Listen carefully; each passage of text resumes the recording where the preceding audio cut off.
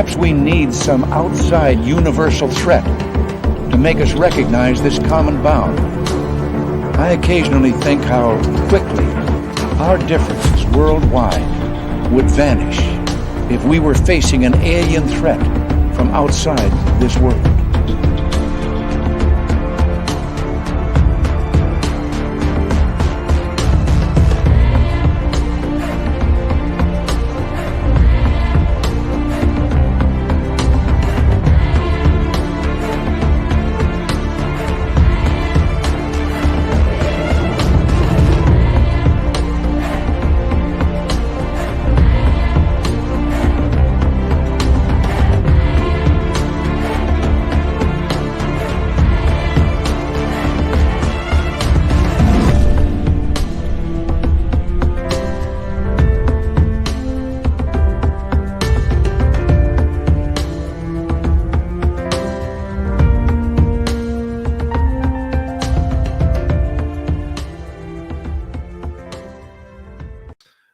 Everybody, welcome back to Spaced Out Radio tonight. My name is Dave Scott. I am the guy behind the microphone for this grandiose type show of woo. How are you? Hope you had a great weekend. We're going to get into Bigfoot, Sasquatch, monsters, legends. Carter Buschardt, author and researcher, is here tonight. We may throw in a little poker talk as well because we can. And you know what? I don't know where Dirty Filth is. He's hanging out somewhere. He may be frozen. He may have put his tongue against one of them frozen poles in Edmonton and got caught. And so he might be stuck right now. We don't know about his presence, but maybe he'll come in. Maybe he won't. Either way, we're going to have one great show tonight. Say hello to all of you, shall we? Race fan in the gold medal position. Logan L. with the silver. Roy Boy with the bronze. Simon the Dogface from Australia. How you doing, buddy? Michael Morris, Samantha, Lisa C. Vashti Impaler is here. Vashti Impaler will be signing autographs after the show. Line up to the left of the studio, if you don't mind. To the left of the studio. And there's Kathy Evans, D. Cohen, and Brown Dwarf. Good to see you. Bigfoot, Michigan Rob. Let us know what bandana you got on tonight. We'd appreciate it. Penny Van, how are you? Good evening to you as we continue on with the roll call. And who else do we have here? Well, there's Les Paul Holland from Australia. Paramarv, Jenny, how are you? And Kevin, good to see you. Donna Spencer, thanks for coming on in. And Shiro Sounds, nice to see you. Judy of Gaul. And who else do we have? Oh, there he is, all the way from Stockholm, Sweden. Starting on defense, number 14, Lars Janssen. There he is. Doug Shelby is here. The Doug Shelby, which means we can officially start this show. And who else do we have? Excuse me, guys. Space Exposure, thanks for coming on in. And Grandizer, good to see you. Hip Hop Sec Ops, how are you? Lurks a lot. John Swan, Ozzy, oi oi to you. And B, nice to have you here. And Digger Dog, good to see you. And who else do we got? One Life Man, welcome to SOR Chat. Long Island Bigfoot, nice to have you back. And there's Peter Vare, welcome from the UK to our chat room. And Edna is here, and Edna will be signing autographs after the show as well. Line up to the right of the studio, if you don't mind, to the right of the studio. Big Texas, how you doing, Nick? Good to see you. We are caught up on people for right now. Millennium and Billy Gunn. Badass Billy Gunn. There he is. Yep. How are you, buddy? Yeah. We're about a minute away. And we're going to have a good show. Very good show. It's cold out. My feet are cold. Nikki from Seattle. Jules, how are you? And let's get the radio side started, shall we? Yes. Yes, let's get the radio side started as we continue on here with what's going on. Super Chat is open. It's a wonderful way to support what we do on this show on a nightly basis. So thank you very much. If you're new here, do us a favor, hit subscribe, ring the bell, and give us a thumbs up, thumbs down, whatever you feel that we deserve. And after the show, leave a comment below. So that way, It helps with our algorithm. Strange Dr. Agamotto, welcome to SOR Chat. Apollo 11, thanks for coming on in. And Candy R, nice to see you. And who else is here? We're all caught up so far. Plus 33 degrees Celsius today. I was at 0 today, Paul Holland. 0. Prairie Fire, how you doing, buddy? You're obviously much colder than me. Don't forget, you can also do some shopping at spacedoutradio.com. And May 19th to 21st, our party in Vegas. We want all of you there. Go check out our Spaced Out Radio page on Facebook. Sign up for it that you are coming. We want to see you all there on that weekend at the Golden Nugget. But first, it is time to rock this show. Horns up, people. Let's do this.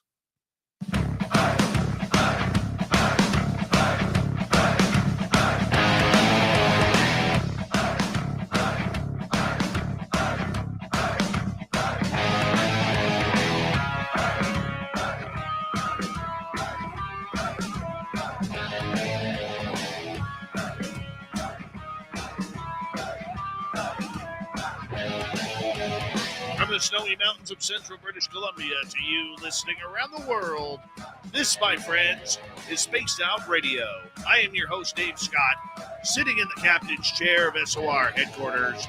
We welcome you to tonight's show on our terrestrial affiliates around North America, digitally on Odyssey Radio, TalkStream Live, and KPNL. All of our archives are free.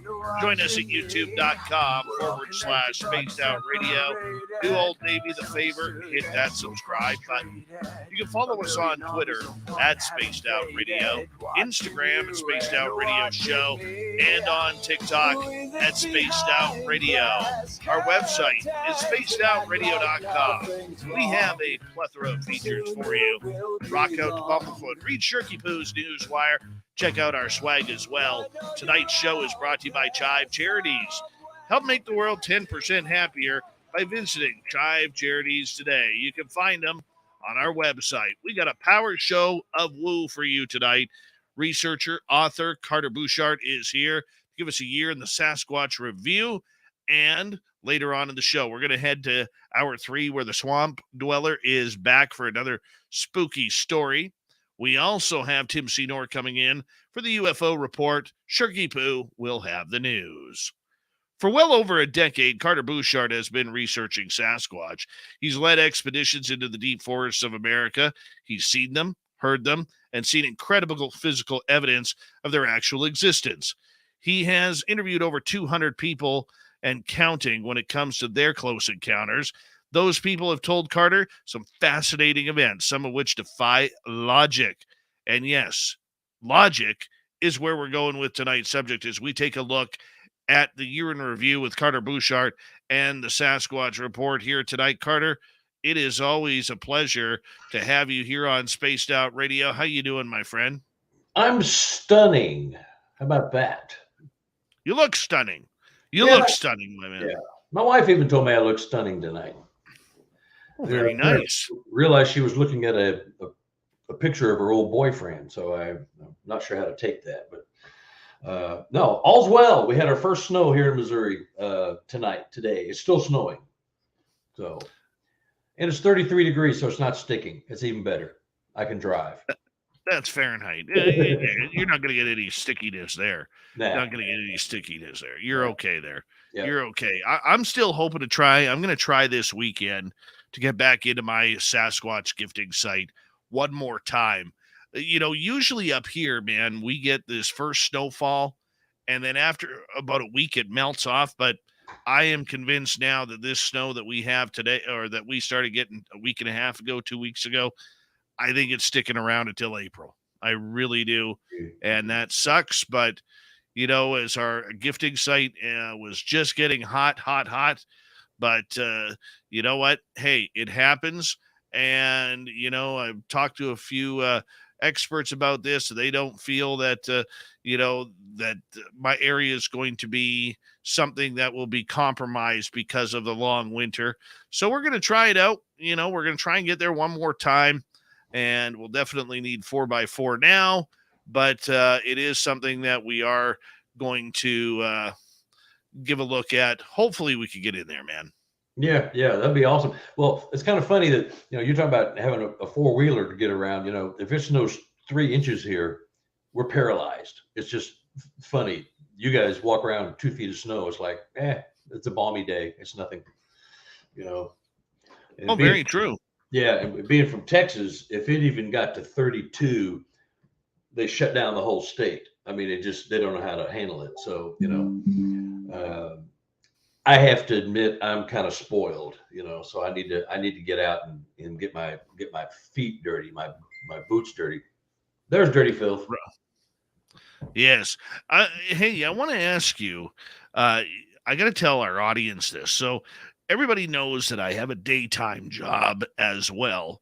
And I never really get into what I do because A, it's not important, and B, I kind of like a little bit of privacy. Sure. But nonetheless, I had some clients come in today, and about 1.5 years ago, they bought this old resort that they were fixing up. And last year, they opened for the first time. And be damned if 6 of their clients this year got freaked out because they thought there was Sasquatch on the property. Yeah. Epic. Totally epic. So they got a hold of me today, and they're like, will you come investigate? Bring some people that you know. Come investigate. And we don't open until May 1st. Anytime after May. I said, well, when did these events happen? They said between June and July. And in fact, while they were doing their cleanup, Carter, they actually found behind one of the sheds, knocked over, a statue of a carved Sasquatch on the property. Okay. So the people, or their guests were telling me, or told them, and then they reiterated to me that when they were trouncing around, that now this resort is about 7 acres. Behind the resort, there's a 1,200-acre ranch. Behind the ranch is full-on Crown property where there is no development. It's owned by the government. Okay. It's hunting grounds. It's fishing grounds, camping grounds, beautiful area. Just raw land. Raw land. Yeah. Now this area where they are too is also where the desert meets the forest. Now, that area of British Columbia where it is in the Okanagan is one of the largest deserts, believe it or not, in the world. And that desert goes straight up to about just under an hour south of me. Wow. It's pretty giant. It takes about 5-6 hours to get across. Anyways, long story short, the people there heard whooping sounds and howling that was out of the ordinary. Could have been a different animal. Let's be realistic. Yeah. They heard tree knocks. Footprints have been found. There's been a sighting. And one other sighting, Carter. This husband and wife were staying in one of the rooms one night at this resort. And they happened to look out the window after they turned the lights off. And there was a face in the window with giant red glowing eyes. Awesome. Now, I don't know if that tantalizes you, my friend, but I am roaring for May to come and June to come to get down there. I'm pulling out my suitcase tomorrow. I'm going to come up there. That's too good to pass up. Wait, I'm inviting myself. Am I invited? You're invited. You're invited. Yeah. Oh yeah. I already talked to Nate Foote and Hallmark from World or Washington, Idaho Bigfoot Society. Yeah. They're coming. We're going to have Merle is going to come, my buddy Merle. And we're bringing in the night vision. We're bringing in trail cams. We're bringing in cameras. Now, for our public here, here's the cool part. The people who own this property are so excited about this action that they are praying that it's true. They are praying that their guests are actually getting Sasquatch sightings. They want this to happen and to be a part of their property. And the real cool part about it is, Carter, they're allowing us to film it all. Oh, We can do it. So if we end up doing a documentary on this place, I am definitely going to be posting that on our SOR YouTube page, oh yeah. and we'll try and do it up real nice for all of you. But we're looking probably at a 4 to 5 day expedition there, and minimum 3, maybe maximum 5, because we don't want to take over too much of the ranch. But we want to make sure that we get in there and get some evidence if there is any. Yeah. Does that desert area create any unusual weather patterns? Because since it's it's arid and butts right up to verdant forest, or is that just Our biggest challenge out there is going to be forest fire season.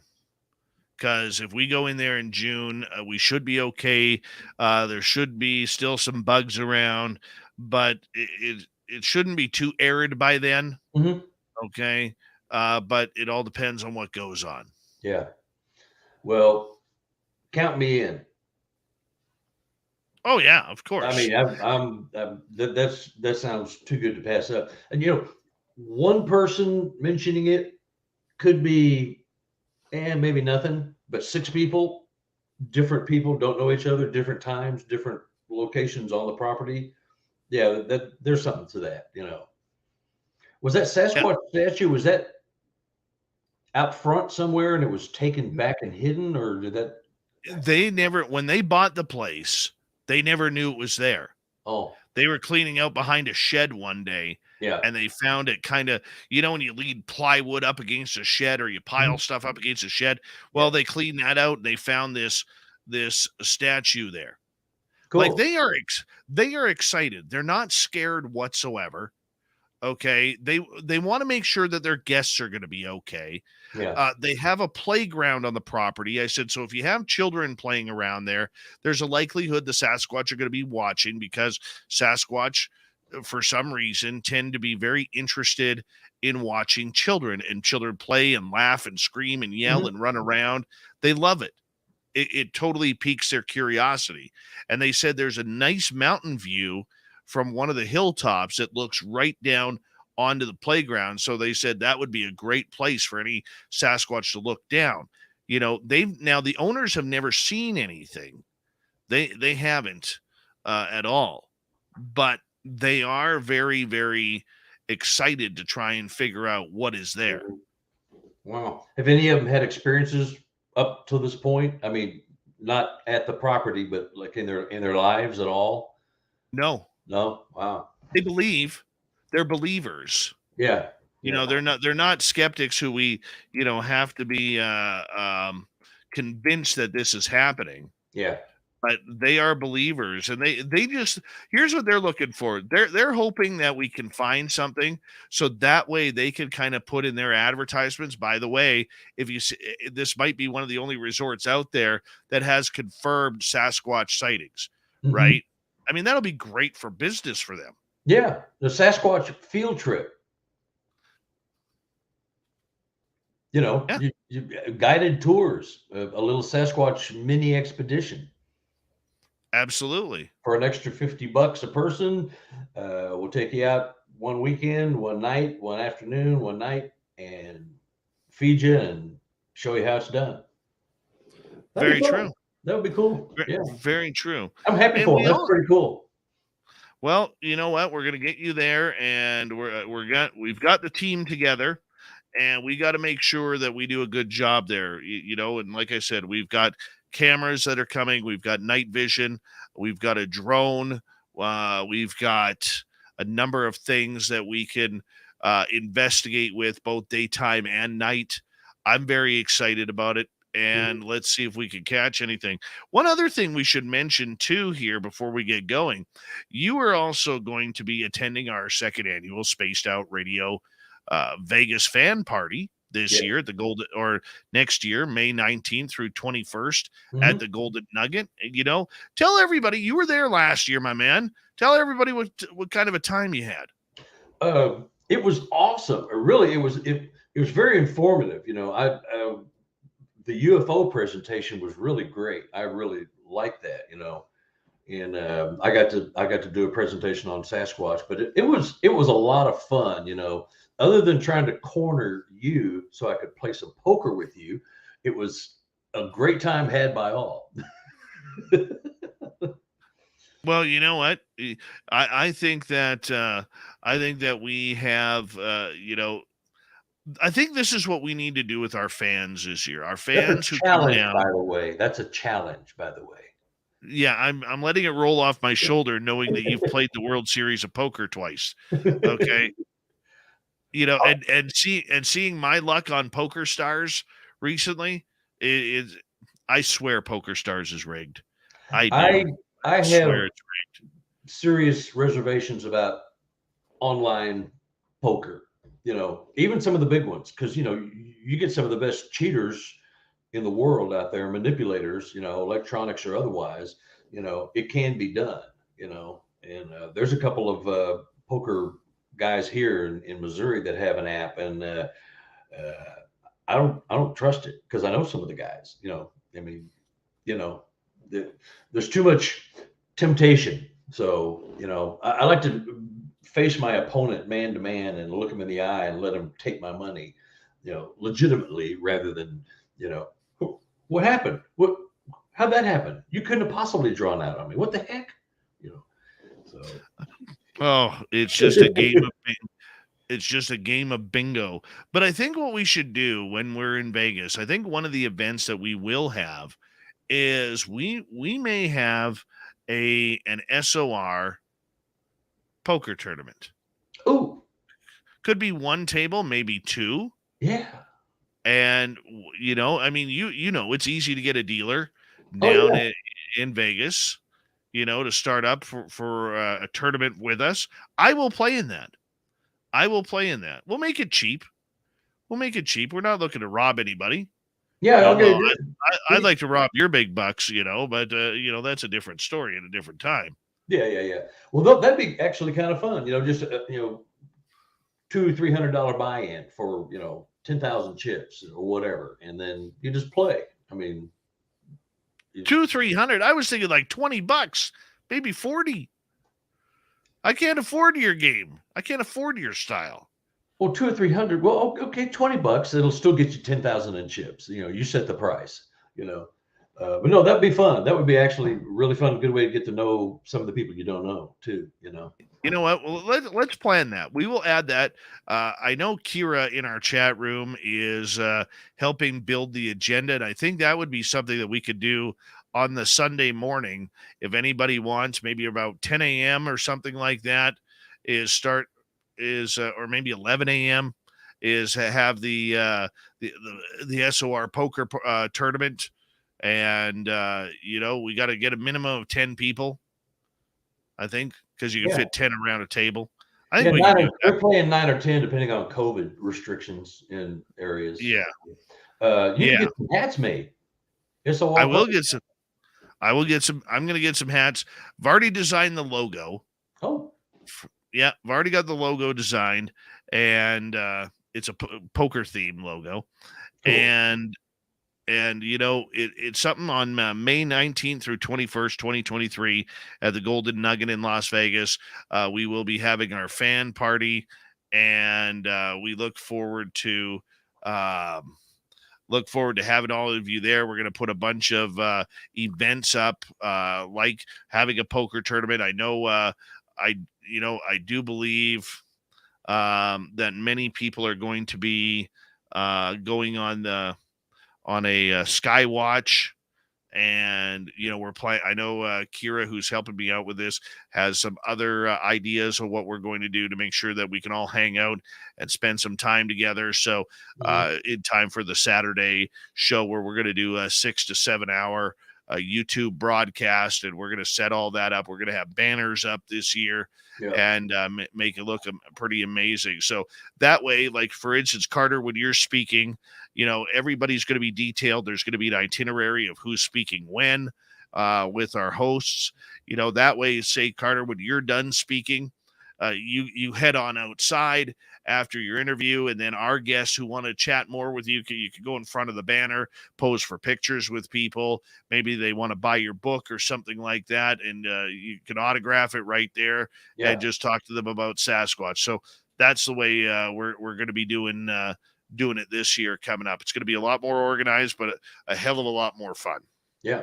It was fun last time. It was really fun. So it can only get better, because I had a blast last time, just getting to meet everybody. Well, that's the fun part. And that's why we do it. That's why we do it right there is to make sure that everybody has a good time and gets to know each other. And I know there's a lot of fans out there of Sasquatch that, they want to meet you. They want to see your experiences, your photos and everything that you have. Maybe they want an autograph book or something along those lines. And that's a perfect place to do it. Yeah. Well, I'll have to bring a suitcase full of books. Absolutely. That'll pay for my poster. Absolutely. We got about 2.5 minutes before we go to break here at the bottom of the hour. Carter Buschardt is our guest tonight on Spaced Out Radio. Carter, I've been hearing from a lot of Sasquatch researchers this year that this has been an impeccable year for the amount of sightings that have gone on all over the place. Are you seeing that too? Yeah, I'm hearing it. And part of my thrust into doing a third book is all the people, I'm not tooting my horn, but people are coming out of the woodwork and talking to me because nobody else will talk to them without snickering or laughing. They're having mind-blowing. It's not your Sasquatch crossing the road. They're seeing and experiencing some incredible things, mental telepathy, the infrasound, disappearing and reappearing, all kinds of stuff, and nobody will talk to them without give them a bunch of grief. So I'm filling up another book with people that are just telling me crazy stuff. I've got a woman down in Arkansas who watched 5 Sasquatch, heard 50 to 75 deer. They had a funnel point, a choke point, just like hunters will do. They'll funnel them into a certain area, and there's a choke point where they just can't turn around and they're trapped, and they take them. She watched 5 Sasquatch walk out with each of them had a deer over their shoulder. This was when she was 16. So just stuff like that, stuff you don't even hear of, And so, yeah, it's great. The sightings and stuff are off the wall. I'm getting probably a new contact almost every week. It's just mind-boggling, And people are getting the courage to come forward, I think, is more of it. They feel comfortable talking to somebody who's not going to try to talk them out of it or make fun of them or anything like that. They just want to get it off their chest and just be left alone and feel good that they got it off their chest and somebody believed them and didn't make fun of them and chastise them and all that stuff. So yeah, it's been a really crazy year with that. I think it's gonna continue to next year because I think there's just more people that are getting the courage to come forward. Well, let's talk about why when we come back on Spaced Out Radio. Why are people seeing more? Is it because people are camping more? Is it because people are looking more, believing more? There's a bunch of different reasons why all of a sudden sightings are going up, not only in the cryptid world, but the UFO world and the paranormal world as well. And it's not just Bigfoot people are seeing. Carter Buschardt, art author, researcher, based out of the state of Missouri. We'll be back with more Spaced Out Radio when we return right after this. Stay tuned.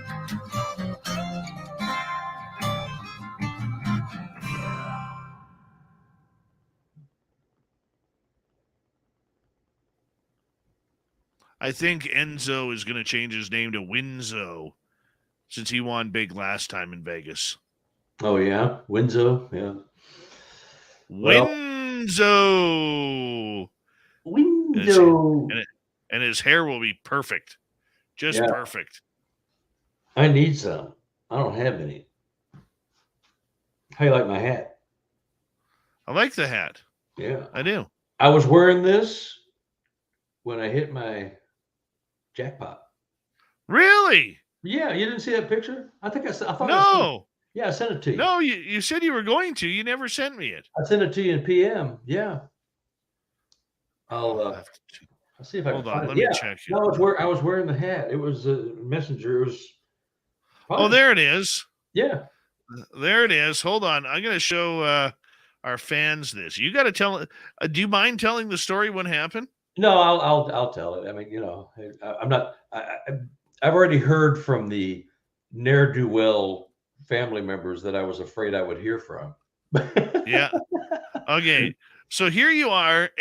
We should break this down, because every morning you go with a bunch of your friends and you play poker every morning at the local Harrah's Casino, right? Yeah, probably about four days a week. I don't have a problem. It's not an addiction. It's just something I do to supplement my income. So, and that is Marvin, the guy with the pocket aces. And I had pocket tens. Well, guess what hit the board? Two more aces and two more tens. He whooped me, and I got the big half of the bad beat. I mean, I got beat, but because I got beat bad beat, then I got the big chunk. The jackpot was $264,000, and I got half. All because your quads got broken. Yeah, it was just fun. It was, the game starts at 9:00 every morning. So at 9:15, it was over. We'd hit it. It was the fifth hand of the morning. It was just that quick. And I hit it on the turn. He hit his on the river. And so my coffee wasn't even cold. I hadn't finished the coffee. We all had our starting stack. So it wasn't even like thousands of dollars on the table, because you can only start with $200. So there wasn't a whole bunch of money there, except the bad beat jackpot. So, it was shocking. But, that's my good luck Dave Scott hat. Got me the money. I just know Woohoo! it. Woohoo! We'll take credit for that. Yeah. We'll take credit for that. Well, I told you, I sent that picture to you because I wanted to show you, Yeah, I for some reason I didn't see that. Yeah. And it was just one of those weird, you play a lot, and so you just kind of you think about that day if it ever happens. I wonder what that's like, and well, that'll never happen. So you just go about your day, but all of a sudden, boom, and there's 9 strange men hugging each other, screaming, running around like schoolgirls, just screaming and whooping and hollering at 9:15 in the morning, and people come running in the poker room going, what the hell's going on? And we hit the bad beat. So dealer got a nice big fat tip, and the table share for each of the other guys was $9,600. That's just if you were sitting at the table. Yeah, if you were one of the, I hit the bad beat, and he, Marvin got the other half. So, I got 6 figures, he got 5, and then there was 60 left over, divided by 7 guys. And so it was about $9,500, $6,500 after federal and state taxes. So not a bad payday. It does change things, Oh, absolutely. Absolutely. Yeah. So yeah. It was crazy. So that's why I think the poker thing, like, Golden Nugget will set you up a table and a dealer if you just, want to play a poker tournament type thing. Yeah. They got tournament chips and all that, so they'll set that up for you if you want. You just got to make Yeah, sure. I think we should. I think we should. It's easier than getting a table, trying to butt your way into a table with 6 people, that's I'll already get you to going. hold on. I'll get you to hold on right there. We're on in 15 seconds. Super Chat is open. It's a wonderful way to support what we do on this show. If you haven't yet already, give us a thumbs up, thumbs down. Don't forget after the show to leave a comment. It really helps with our algorithms. Here we go with the second half hour.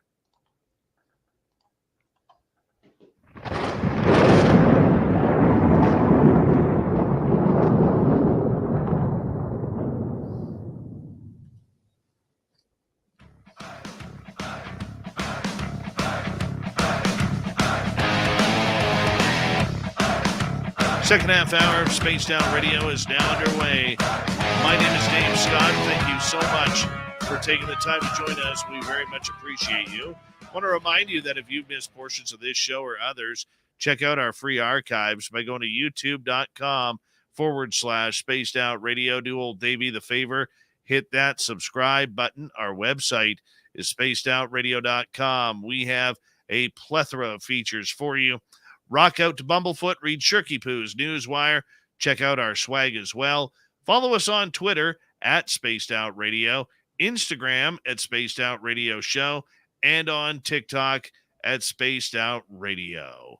We continue once again with our good friend Carter Buschardt, who is a researcher and author on the subject of Sasquatch, coming out of Missouri, height unknown, weight unknown, but we still like him around here. Carter, welcome back.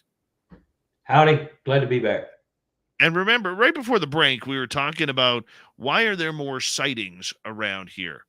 And I've got a little bit of theory I want to kind of punch off you, if you don't mind. Sure. And that would be, during the COVID break, where travel restrictions were at an all-time high, people weren't going to Hawaii. They weren't going to Mexico. They weren't going to Disneyland or Europe or Australia or taking a cruise through the Caribbean. A lot of people spent a lot of money on the old-fashioned buy a truck, buy a travel trailer or a motorhome, and let's go back into the forest, and recounting what they used to do in their youth, and I think that's the main reason why we are seeing so many, because a lot of people invested in themselves over COVID, and now you just can't give back a trailer if you got a payment on it, or a truck for that matter. No, I don't disagree with that at all. I actually hadn't even thought about that. The COVID. I mean, I actually had one of my most memorable moments during COVID when I went back to an area I led an expedition in Illinois at the Trail of Tears. I went back during COVID and there was nobody there. And, the activity was awesome, and it was very enlightening, very enriching in a variety of ways. But, I think another thing is that, shows like this, people are hearing stuff and they're going, oh, let's call that guy. Oh, that's Uncle Tom had that happen back in 1942. Remember, he used to tell that story at Thanksgiving. And, people are starting to get the courage to come out and say it, as long as they know they have a safe place to talk about it. And, I think people are getting educated. They've heard and seen things in the woods, and, all of a sudden, I had somebody who had no idea that there was stick structures. Oh, I've seen those all the time.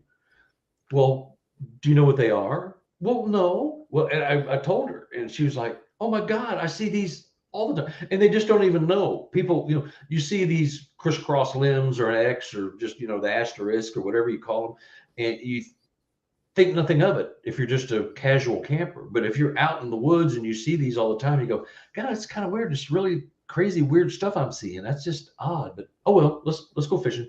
And you blow it off. But now people realize that some of the things they're seeing and hearing are not the normal creatures in the woods. There are other people there. And I do mean people, So yeah, no, it's been a really crazy year. Like I said, I've picked up about a person a week who's called with something, and some of it is so bizarre it can only be true. because who could make that up, unless they're related to Spielberg or something. You just know when people are sincere, and when they're telling you stuff, you know when someone's BSing you too, No, but it's been a very active year, probably the most active in the last 5 for me anyway. It's been fantastic, and let you know you're on the right track too, Yeah, and I can understand that and appreciate it. But I mean, do the public really know what they're seeing? How are they describing their encounters if they're first timers to this? Well, other than the road crossings, I won't even go with the road cross because 50% of all sighting reports or close to that are road crossings. And those are outstanding. They're incredible. If you've never seen a Sasquatch or experienced it or even heard about it, and you see one cross the road so vividly that is no mistaking what it is, that's awesome. But, the disappearing, the mind speak, the wood knocks, the clacking, the gibberish, the conversations, the sounds like children chattering in the woods in the background, stuff like that. Well, is that a hyena? Is that a monkey? Is that what does that? Is that a fox? Who makes that kind of noise? And they're starting to ask themselves questions because I think people know when they're in the woods, and even moderate experience with forest life, they know something's off. They're starting to listen, and the TV shows like yours and other podcasts are educating people and telling them. And they go, well, you remember last year at Yosemite? Remember we thought we saw a bear walking upright, but it was like 11 feet tall. I mean, people just start analyzing and going, they're paying attention to their surroundings is a lot of it too. So yeah, it's crazy. I think people are really paying more attention because this is getting a foothold, and with the UFO thing coming and going and having been exposed that they do know about UFOs. Well, now what about the Sasquatch thing? Well, I think they know about them too. I mean, why one and not the other? So I think people are just starting to question what's being told and written and shown on TV shows, So if there's UFOs and they lied to us, what about the rest of it? Well, I mean, when it comes to Sasquatch, I mean, we've done so many shows on Sasquatch this year that I think, a few people may be getting sick of the topic, but you know what? Hey, the demand and the numbers show that this is what people want to hear. And, when I look at 2022 for the year of the Sasquatch, I see people seeing all sorts of creatures, small creatures, very tall creatures. They seem to be getting bigger in their reports. Is this just the human eye not understanding what they're seeing, or are these Sasquatch literally getting larger? I think they're just seeing them. I mean, seeing them, like really seeing them, used to be 6, 7 foot, maybe 8. I'm getting 10, 12, in Canada, you guys got giants. You're what, 12 to 15 feet up there? I mean, that seems to be a standard size almost, at least 10 to 11. But they're, Dogman, Mothman, that stuff's coming through the roof. I mean, it's crazy. I took 2 Dogman reports for the first time ever, and one was in 2019 and 2 more were in 2020. So, but I mean, they're seeing them and they're differentiating between the 2 beings, Mothman, Dogman, Sasquatch. There's some similarities: 2 arms, 2 legs, and a head. But one has wings, one has a snout, and one has his legs backwards. I mean, but people are talking about it like it's okay to talk about it, like it's not taboo anymore. Which I think is the really big thing. People are discussing it, and although most people are still afraid to tell somebody because they don't want to get made fun of, but more are coming through, and telling people, and you just can't ignore it, after so many times you hear it, you go, there's got to be something here. There's got to be something to all of this. And there is, of course, you know, but no, it's been a fantastic year, you know, and, Lon Strickler up there in Chicago area. I mean, they've got the Mothman and Dogman, like it's crazy. It's like that's their home state. You know, so many reports coming out of there. It can't be imaginary. I mean, that's real stuff. You know, whether there's a portal or a dimension or whatever attracts them to that area. But you know, it's a great awakening. I think we're, you know, as a people and as a mass, you know, education purpose, we're all becoming. This is sort of like an age of knowing. We're starting to know and think of other things that might be going on in the world, you know. And you know, not all of it's, you know, spooky weird stuff. Some of it's good stuff, you know. But you know, the creatures, where they all come from, how come they're here all of a sudden? Well, maybe they've been here all along. We just don't see them, you know. They interdimensional. Well, you'll never see them unless they want you to, you know. So it's a fantastic year. It's like Christmas every day for me. I love it.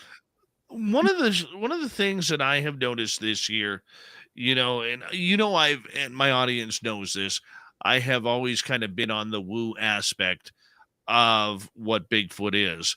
You know, I normally will say that I'm not sure what it is. However, I do believe there is something supernatural to the creature. And I stand by those words. Yeah. My curiosity to that, though, is this. It really seems that this year that many, many more researchers have turned from nuts and bolts and flesh and blood to believing there is something a little bit more special about this creature. Why do you think there has been a real change of heart through 2022? Well, a big part of it is you can only explain so much with the dumb ape belief system. You know, it's just an ape. It's just an undiscovered ape. There's nothing else to it. And that's all there is to it. Well, it doesn't explain all the reports of disappearing into trees, mind speak, mental telepathy, you know, infrasound, all of that stuff that's going on. You can't explain that with a philosophy of it's just an undiscovered ape. You know, now, you know, part of me thinks, well, okay, maybe you're going into shock when you see one of these things. You get a little PTSD, and I'm not kidding, but you know, you get a PTSD effect, and you see something that you're not prepared for, or you don't believe in, or you know does not exist because you're told they don't exist, and you see it, you, oh, it just disappeared behind the tree. It was talking to you. You may go into some kind of shock, but that's not a whole lot of people. But I just think even the dumb apers, and they're grudgingly coming over to the dark side, so to speak. You know, you just can't explain the myriads of reports that are coming in with this bizarre behavior with it's just a dumb ape. Now you can go to the city zoo and see a dumb ape. Well, they're not a dumb ape, but they're an ape. You can go to a zoo and see one. Well, people look at that ape and go, well, they can't possibly have, I mean, they're ugly and big and brutish, and they can't possibly have any intellect as far as stuff that I'm being told. So no, that's not it. There's something else. Well, ditch that mentality, because they are smart. They are highly intelligent. They're more intelligent than we are. I mean, you know, all the stuff you're hearing, there's big shreds of truth in there. We've just been told for so long that these things, if they do exist at all, cannot possibly have any more intelligence than we humans. What? Really? You know, but it's baloney. You know, you just have to wrap your head around the fact that they possibly have far more intellect, have far more skill sets than we are even willing to accept. I accept it. I experienced some. You know, I had a mental vision the other night when I was laying in bed. You know, and it was just out of nowhere, and it's the same group showing me things. It's crazy that someone hearing this is going, well, you're nuts. Were you tripping? You know, take some drugs before you went to bed? I mean, what do you mean you're seeing stuff? Well, they show me things. You know, that's how my group communicates with me. They show me things, and whether you can buy into that or not, I can't help you. But it's true, it's true. And so, I think people are just slowly, and there's a few guys that are converts, but they don't tell you yet. They're keeping it secret, but they're going, tell me more, explain some of that. And so they're asking questions. That's all I need to hear is that an aber only is now asking questions. I say, well, I can't prove it, I can't disprove it, but this is what happened. And so if you see me as an intelligent person, or your wife or your spouse telling you something that they experienced, and before that you go, that's baloney. But if somebody you know and love and cherish sees that, what are you going to do? You're going to call them nuts?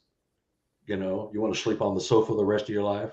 But that's the whole thing, is that, people can be damaged by being ridiculed, especially by people close to you. Well, you can also help them grow by being open-minded and at least listening to it and go, well, I married this guy, I married this woman 20 years ago. They haven't done anything weird up to this point.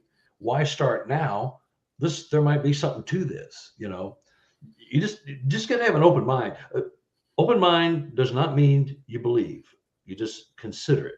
That's all you got to do is consider it. And nobody has to know. It'd be a secret. Nobody has to know that you're looking at the woo side. I think that's a lot of it. People are slowly going, oh, okay, that might make sense. Oh, that makes sense. Well, yeah, no, I don't believe that. But, oh, yeah.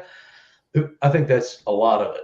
That's from my end, as a researcher.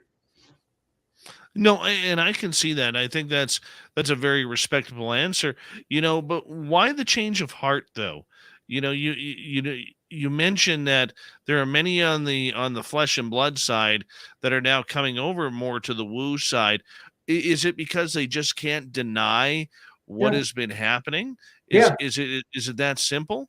Yeah, it really is, because we're all moderately intelligent to very intelligent, as researchers and radio hosts and investigators and all of that. We have a decent amount of intelligence.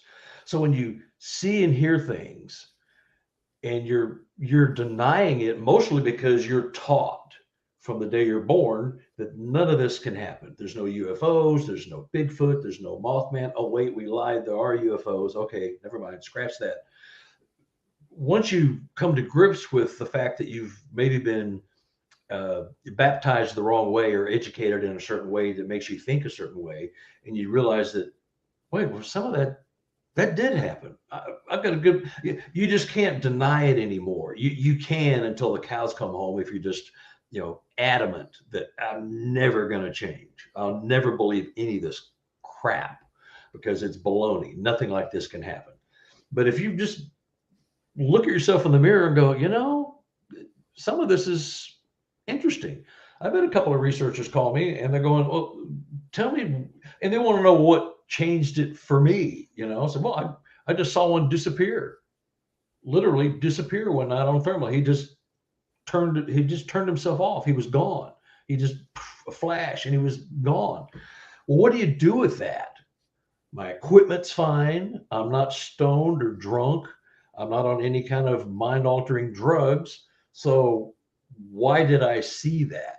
And you can't hallucinate if, unless you have paranoid schizophrenia, those mental deficiencies can cause you to hallucinate, actually see things that are not there.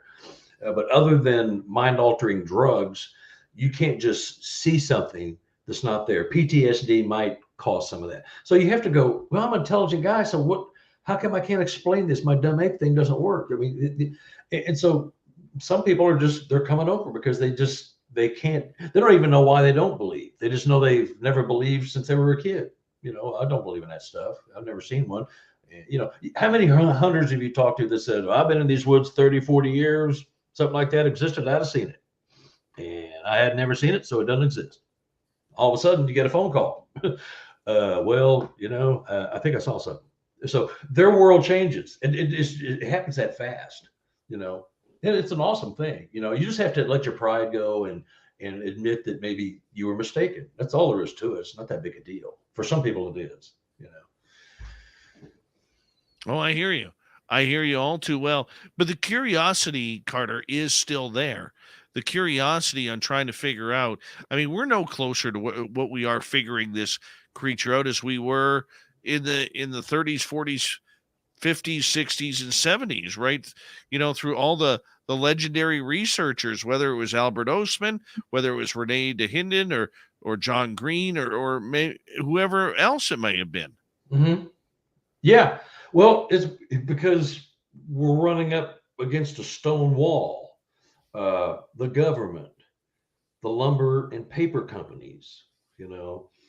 I got a good story from a family in Washington State.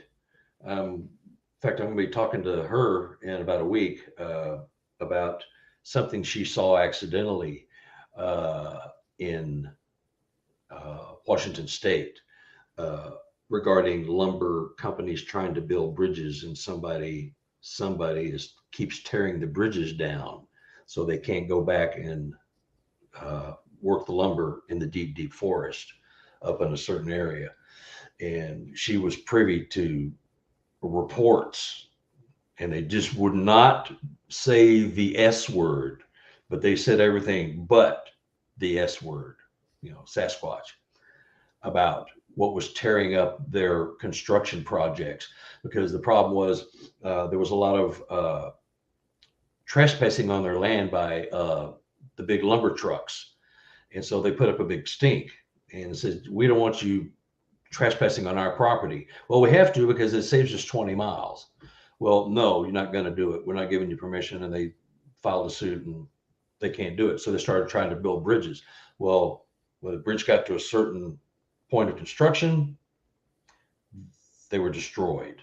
The pillars, the concrete pillars, anything they could tear up, they tore it up and stopped construction to the point they just quit trying. And they went another way around, which cost them about another 50 miles to go way around to get to where they had to go because the public didn't want them on their property. So stuff like that. She had accidental access to this document and she's reading, she's going, oh my God. You know, she's going to take out her phone and take a picture, but she couldn't do it because she's afraid she'd get caught because somebody showed it to her thinking she was somebody else. And she wasn't who they thought she was. They thought she was a friend of the governor. So she's reading all this stuff. So that's the lumber and paper companies intentionally deceiving. And she knows that, you know, what she was reading, there was more to it, but she didn't have access to that.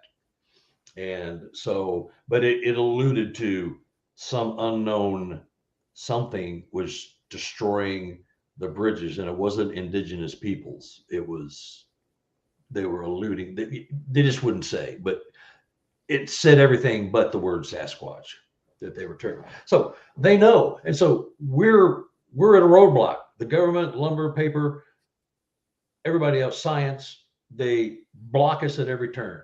So no matter what we see or think or believe, they're going to deny it. And they've got the power, they've got the knowledge, and knowledge is power, and power corrupts. So, you know, we're stuck, just going, well, I know I saw one. Yeah, well, they don't exist. We don't have one on a slab. They do not exist. So you didn't see, whatever you saw was something else. Oh, okay. We'll believe that. So we're fighting a hidden battle with data, and they will do like they did with the UFOs, and they'll tell us when they just can't lie anymore. When we've got too much information, we've got too much equipment, like thermal cameras and all kinds of equipment, DNA, we're doing that kind of stuff where they just can't lie anymore, so. Well, on that note, I'm going to get you to hold on right there because we are going to go to break here at the top of the hour. Carter Buschardt, author, 10-year-long Sasquatch researcher, checking out why Sasquatch is still the king of hide and seek. We will be back with more cryptid talks with Carter Buschardt. When we return, we're going to talk more Sasquatch. I also want to hear about these Dogman reports that he got. We'll be right back, everyone. Stay tuned. Spaced Out Radio's Hour 2 is next.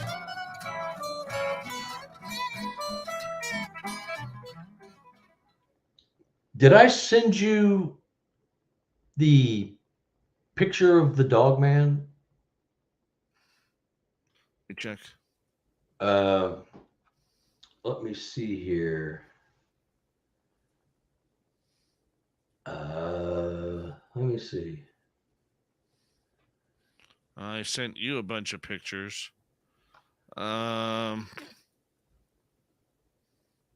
going to see here.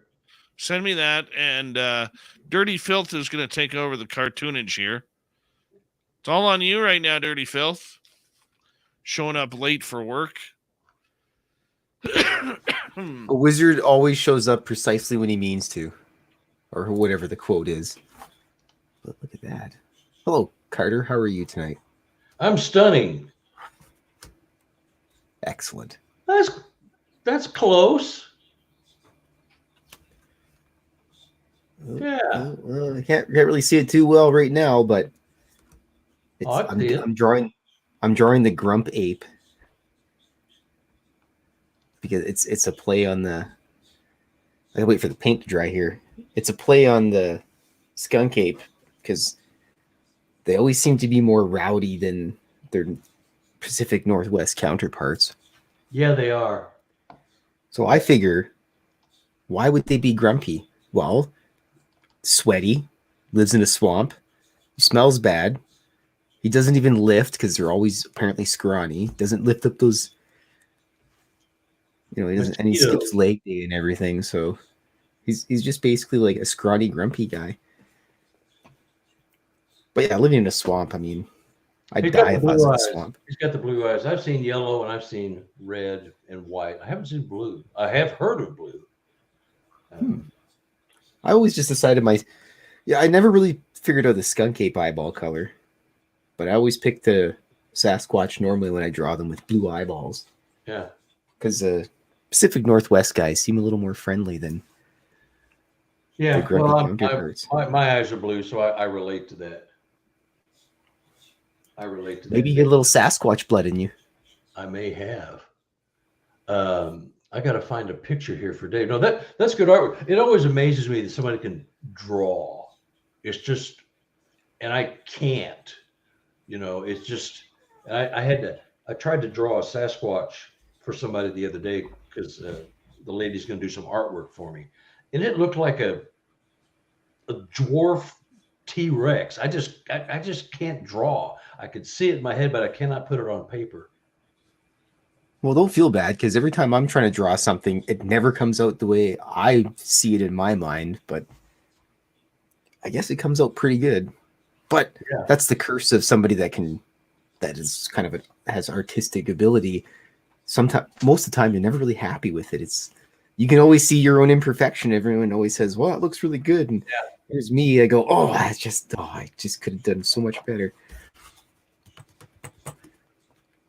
But why? Why do it better? I mean, that's your work. That's what comes out of you. That's out of your essence. So that's, I like that stuff. It's almost cartoony. He's got the extra big hands, and of course, he's got the really big feet.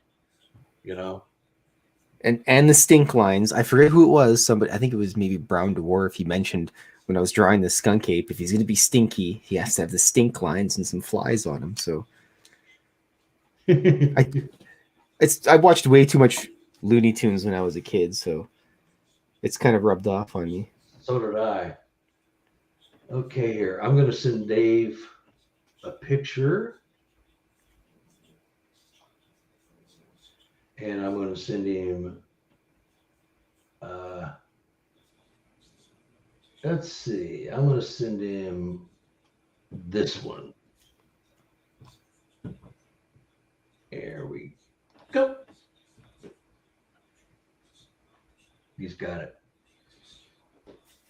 Let's hope he doesn't get abducted by aliens or stolen by a Sasquatch.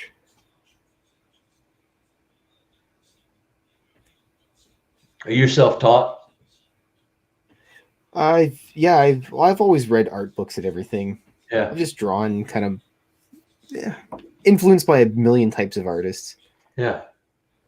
Watercolor Ralph Bakshi's or Milo Mannar is my favorite watercolor artist, and overall artist Ralph Bakshi. He did the Lord of the Rings cartoon back in the day, and Fritz the Cat, and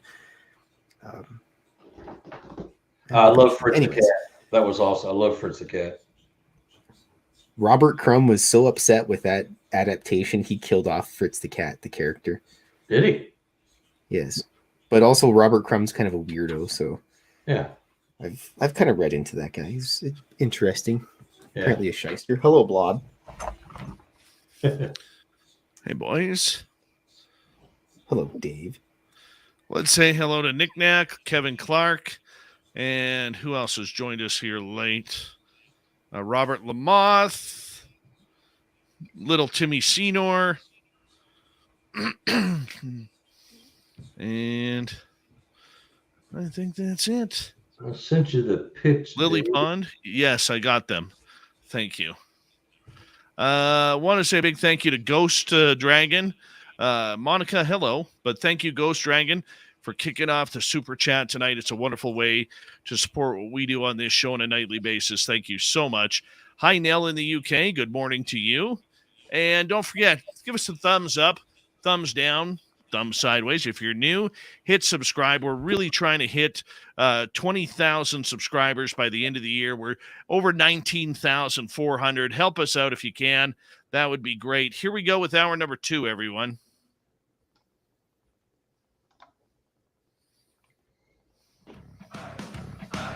You're listening to Spaced Out Radio with Dave Scott. Follow Dave on Twitter at Spaced Out Radio and on Facebook, Spaced Out Radio Show. Hour number 2 of Spaced Out Radio is now underway. My name is Dave Scott. Thank you so much for taking the time to join us. We very much appreciate earning your listening ears wherever you are on this beautiful planet we call Earth. Hello to everyone listening in on our terrestrial affiliates around North America, digitally on Odyssey Radio, TalkStream Live, and KPNL. All of our archives are free. Join us at youtube.com/Spaced Out Radio. Do old Davey the favor, hit that subscribe button. The Desert Clam has set the password for tonight in the SOR Space Travelers Club. Mandorla. Mandorla is your password. Use it wisely, Space Travelers, as the Clam sets the password each and every night right here on Spaced Out Radio. Our website is spacedoutradio.com. We have a plethora of features for you. Rock out to Bumblefoot, read Shirky Poo's Newswire. Check out our swag as well. Follow us on Twitter at Spaced Out Radio, Instagram at Spaced Out Radio Show, and on TikTok at Spaced Out Radio. Hey, let's continue on with the Sasquatch talk and cryptid talk tonight. Our good friend Carter Buschardt is here all the way from Missouri. He's an author and researcher of over 10 years of experience out in the field. He's investigated more than 200 cases of people who've had eyewitness encounters with spooky creatures in the forest. Carter, thank you so much for joining us. Thanks for having me. Nobody else will. I love it. You're ours. You're all ours, my friend. You're all ours. We appreciate you coming on in. Now, you have taken a numerous amount of Sasquatch information over the last couple of years, but this year you got a couple of reports of these dogman sightings. I mean, this is rare for you. Tell us what happened here. Well, you want to pop that photo up? I'm going to in a moment here, but I want to. We're going to have to describe it for our radio audience here. Okay, so I led an expedition for BFRO 2019, Illinois, and I was going through the town, little bitty town. Hit the the mom and pop restaurants, trying to find people that had seen or heard something or knew of a really spooky area to go. So the guy that owned the liquor store in town said, I've got a friend who is having problems with Sasquatch on his property. It scared his family. It scared his family so bad his daughter moved out of the house. So I said, well, I think I probably need to talk to that person. So he arranged it. We went out there, and it was not a Sasquatch. there was what he described and his daughter described as a dog man. Now I sent you this photo, which is black and white. I sent a color one. Uh, they they had a locust tree in the backyard, and something once a month would come out and just attack this tree, just tear it apart, rip the branches off, just was clawing at it. It was just really bizarre.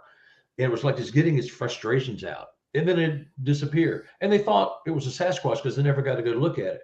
But his daughter got fed up with it one night. So she goes outside, grabs a camera, goes outside, and she sees this kind of shape blob over by the tree. And she gets the camera up and is lifting it up to take the photo. When just as she was going to take the photo, its hand, because it was coming into view, it was mostly invisible. It was just a blob. This is the picture she took. I turned it to black and white on that other one just so I could try to get some detail. But you can see the shoulder, you can see a chest, you can see a strange snout and nose. It was just bizarre. And the flash on the camera to the left is from her camera reflecting off the window on the house. So the other picture I sent you, I just cut that part off because it just kind of gets in the way of looking. But it caught its hand, she thinks, in the strap on the camera. And just as she was clicking, it jerked it. So she took the picture, but it came out not as clear as she wanted it. But this thing was, I don't know, 10, 12 feet away from her. It was coming into view. As soon as she saw that, she got the hell out of there. And she moved out within a month. They threw the camera in a drawer because they're devoutly religious people. So they threw the camera in the drawer. So we don't want to deal with that. It's evil. It's nasty. We don't want anything to do with it. We'll just forget it. You know, 4 years later, she asks about, did you all ever develop the picture? And they said, well, yeah, we did. And so they took it to Walmart. They just took the whole camera. They didn't even realize it was a digital camera. They thought it had film in it. That's how unsophisticated they are technology-wise. You know, they're real nice folks, but definite rural farm dwellers. And they backed up to, you know, the Trail of Tears. There's a national forest down there, and part of it is the Trail of Tears. And anyway, so that was the story. It's still coming into shape, and I can't really make out what it is, but it's something, you know. And these people are just like down home people. The wife would not even come near any of it. She didn't want to talk to anybody about any of this. You know, it bothers her to this day. I'm sure they just can't handle it. But I just thought it was an interesting photo and the story that went with it. And they didn't want anything. They thought it was a Sasquatch, and they looked at it and they didn't have negatives or anything. They threw everything away because it was evil. And so I had to take a picture of a picture. So I had to lay this photograph down on the front seat of my car and take 4 or 5 shots until I got one that I liked.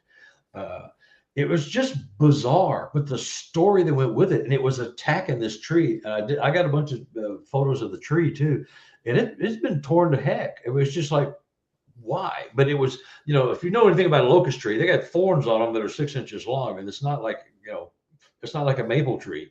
It's a nasty, nasty tree. You know, they got them in Texas where I'm from. It's horrible.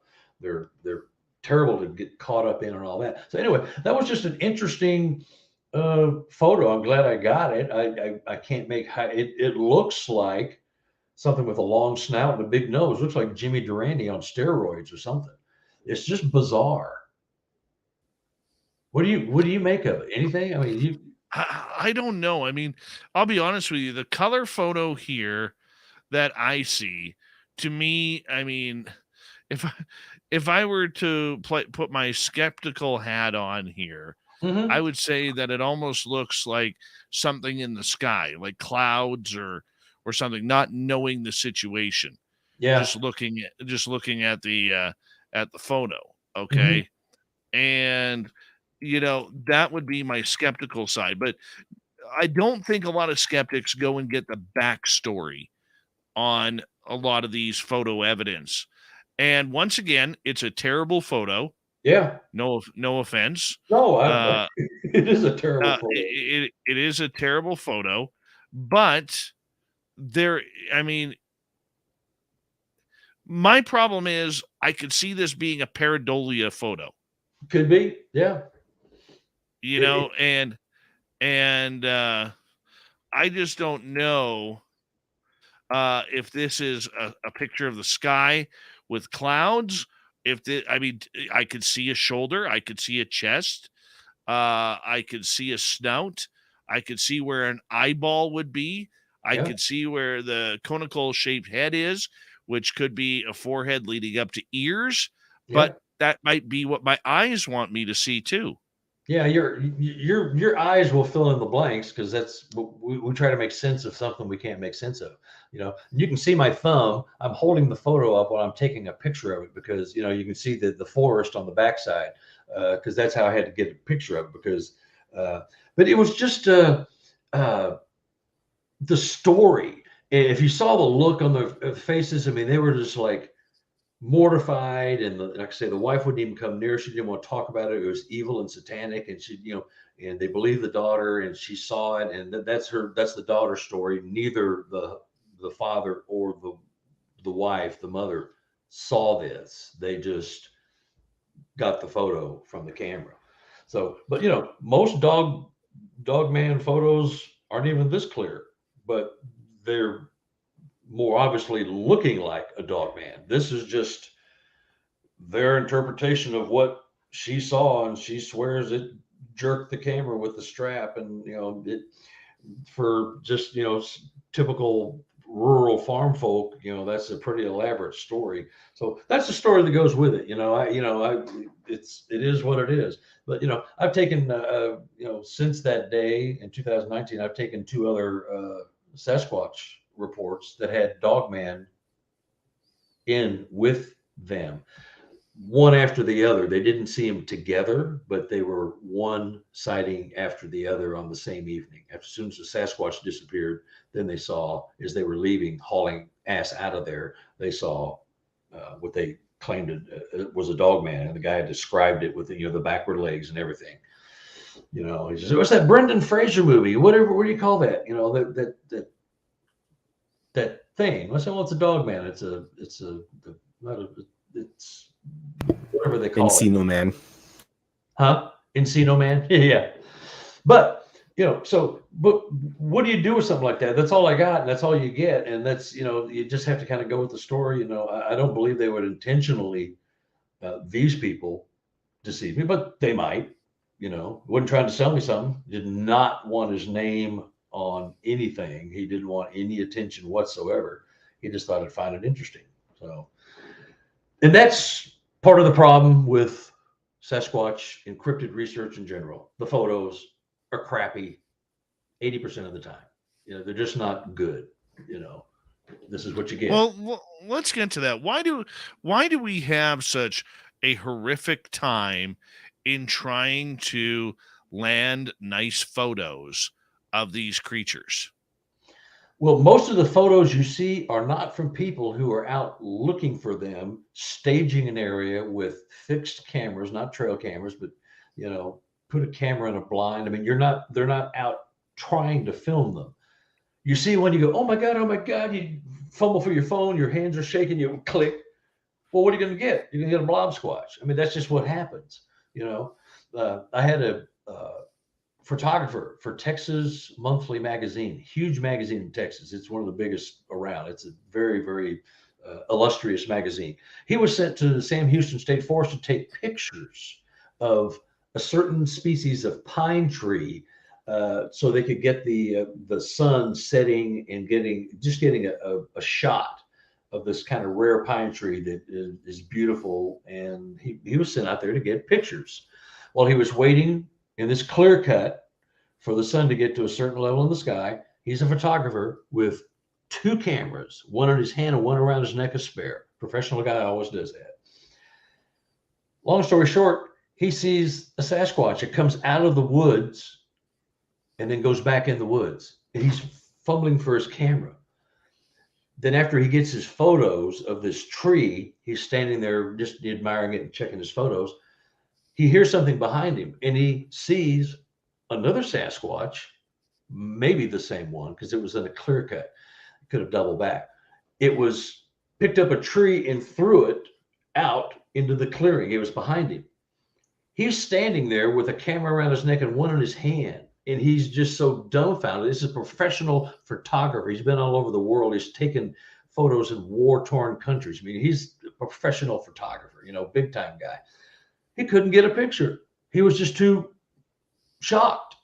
He's standing right there with it in his hand and one on his neck. And he said, oh my God. Oh. That's what happens. He's a professional. Imagine, you know, Johnny and Mary Camper, you know, trying to get a cell phone out and get a picture, you know. That's why we get garbage, you know. I mean, that's why, because no one's prepared. You're literally in shock, and you can barely even think about to pull out I don't know, people that had a phone in their hand couldn't do it. They're too busy, like they're just shocked. There's no other real excuse. You know, and I want to agree with you there. And a couple of years ago, I went to get some firewood. My buddy Mike and I were going out in the forest. It's about 11 a.m. on a Sunday morning, and it's foggy out, and it's cloudy, and it's a cool, crisp morning. And as we are coming up the logging road, the biggest lynx cat that I've ever seen walks right in the middle of the road.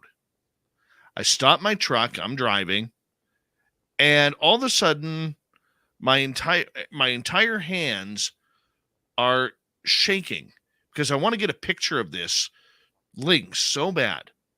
And my hands are shaking because I can't get my phone to open. I can't.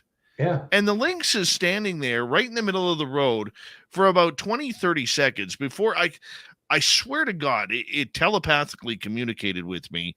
It said, really, are you this much of an idiot? I'm giving you the great photo that you want. I'm standing right here. I'm not moving.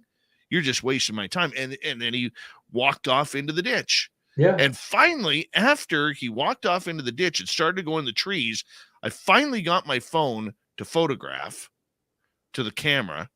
I open up the window. I yell out the window. I said, hey, puss, do you mind if I take a picture of you? And he turned and looked at me, and I was able to get the blob squatch lynx photo. Mm-hmm. Yeah. It was ridiculous. All the preparedness you might think you have, you don't have in a high pressure moment. I will probably do the same because I'll be wanting to savor the moment and burn it into my retinas for posterity. And the picture is an afterthought, you know, because you're just so enamored with, you know, that lynx is sitting there. Hey, big boy, you couldn't do it. It's just the human nature, because when you see something you're not expecting and that maybe you don't even believe in the first place, then you are seeing it. You're not on thinking of minutia, like taking a photo. You're absorbing it. So I can tell the grandkids, and I know I saw this, and this is real, and now I'm a convert. You know, everything but taking the picture is on your mind. It's just crazy, you know. And theory is that if they can change their vibrational frequency, all they got to do is tweak themselves just a little bit. You might have a clear shot of a Sasquatch, and it comes out blurry because they are morphing themselves, you know, just ever so slightly. So it is blurry, you know. They might actually know what they're doing when they do that. You know, that's a theory, but that could be another reason why I had the phone. I was just standing, click, it was there, it's perfect. And it's blurry. I don't know. I guess I got to get a red circle and make it look like everybody else's garbage. You know, it's just funny, but it's part of the human condition. You know, you're not ready for something, you're not ready for it, even though you think you're ready. Like that photographer, world-renowned photographer with two cameras on him, one in his hand, one around his neck, couldn't snap a photo of a Sasquatch. just, if that guy can't do it, nobody can. It's crazy. No, I mean, I fully understand and can appreciate the thinking about that. Mhm. I think that is very smart. It's very understanding as to why that is happening. I mean, but for you understanding the reasoning behind the photographs like this, the blurry ones, the idea that these creatures have never given off good video. Not everybody's a bad photographer. No. Not everybody's a bad photographer. But Mhm. why do you think it continues to happen regarding this? Do you think that these creatures, doesn't matter whether it's Dogman, Bigfoot, gnomes, little people, or whatever, fairies, do you think, Carter, that they have some sort of innate ability or natural ability to be able to block any type of electronic signal? Yeah, I do. Same way they can suck the batteries dry on a trail camera, brand new batteries. And here's a theory. It goes way back when the Native Americans first had regular interactions with the white man. We wanted to take pictures. They were mortified. The camera, that eye will steal your soul. So hear me out.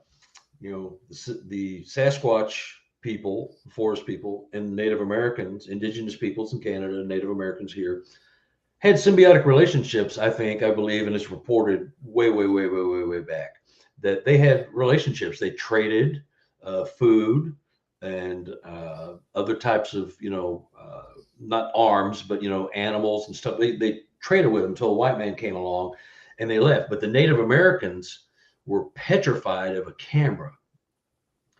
And now when you hear about the Sasquatch seeing a box with an eyeball on it in the woods, and they shy away from it, or your batteries suddenly go dead, or there's a picture of a deer, then 3 blank frames, then same pictures of the same deer, bam, bam, bam, bam, bam.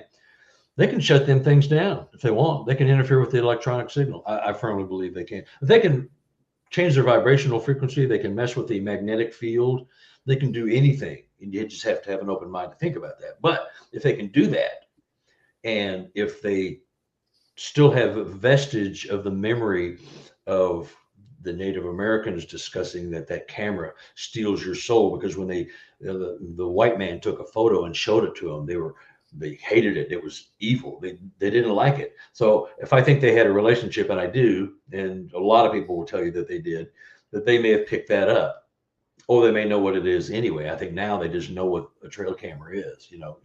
Deer, other animals see them and sniff them out, and they know what they are. Especially the ones where you have the infrared trigger. I used a couple of cameras that were Conics. They're a black flash. Other than when you turn it on, it beeps 3 times red. Otherwise, there's no infrared signal. There's no nothing. It's a black flash, as they call it. That's $600 for one trail camera, but gives nothing away. Doesn't let you know it's there. You know what I've gotten with it? 0. Because they still know it's a camera. They still know it's an eyeball on a box on a tree. It's, like somebody putting a trail camera in your living room. The forest is their home. They know that human just stuck a box with an eyeball on it on my tree. Well, I'm not going near that tree. So you're just not going to get any photos, or I'm going to suck the batteries dry, which may be an inconsequential result of vibrational frequency manipulation. It could be they're not even doing that intentionally. Just when they come and they go, they appear and disappear, perhaps. That sucks the energy out of the general area. If there's a camera there, it's going to lose its battery charge. So, it's all kinds of theories, but, I think they can turn that stuff on and off, quite frankly. Well, we'll never know. And when we come back from the break, we're going to hear your favorite stories of 2022. Carter Buschardt, our guest tonight on Spaced Out Radio, and his favorite stories of his investigations for this past year. He's an author. He's a researcher. He's a hell of a poker player. Carter Buschardt returns on Spaced Out Radio for another 30 minutes here on the mighty SOR. Stay tuned right after this.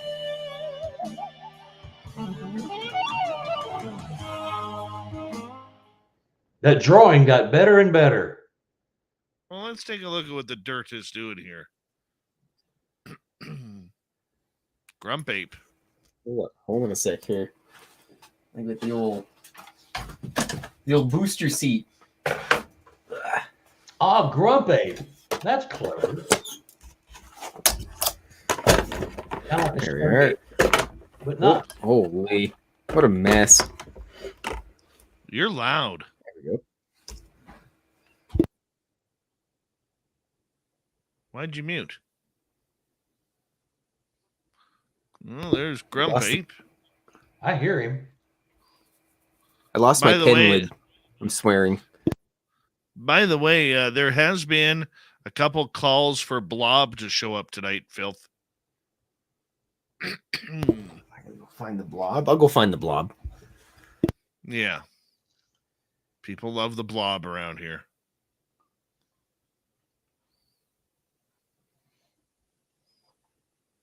People love the Blob.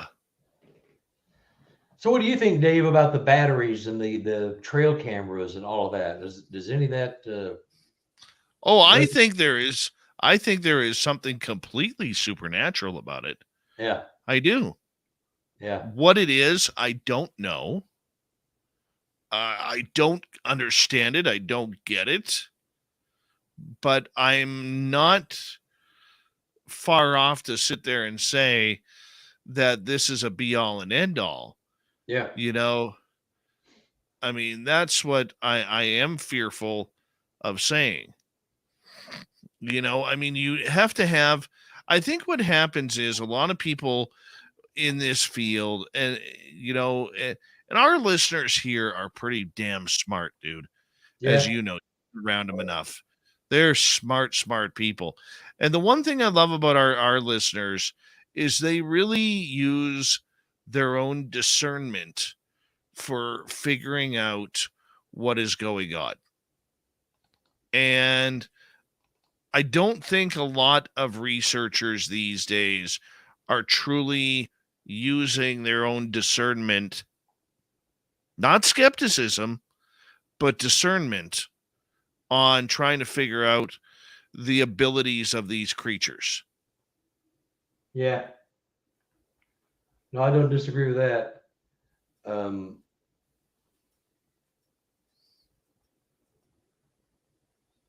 Is that a foxtail? You get a blob and a Sasquatch. Come on, give us Blob again, man. We need more Blob. She's struggling her way over. There you go. Hey, Blob. Blob, you're famous apparently. There you go. Doesn't even care. Nope. Doesn't it's even cat. care. Yeah.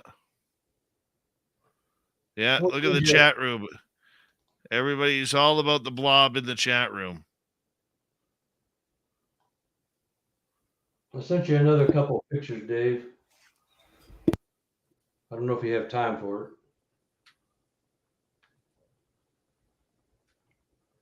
Yeah, we'll put these up.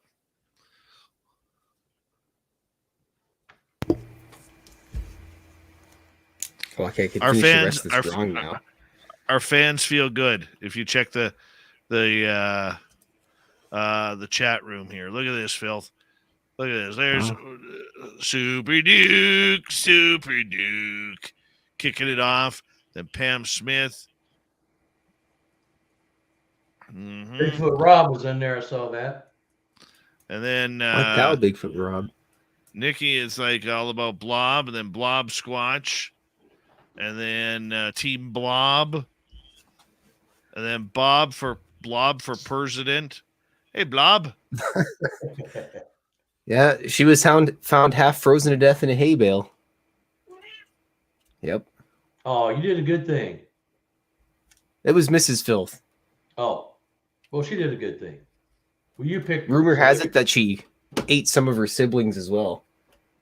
Oh, So there's a dark side to it. That's why I always sleep with one eye open when Blob's near me.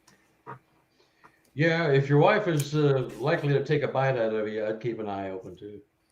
Look at Von Patrick dropping a blob woo. That's nice. Grump ape. I like that. All right, guys, we got 30 seconds.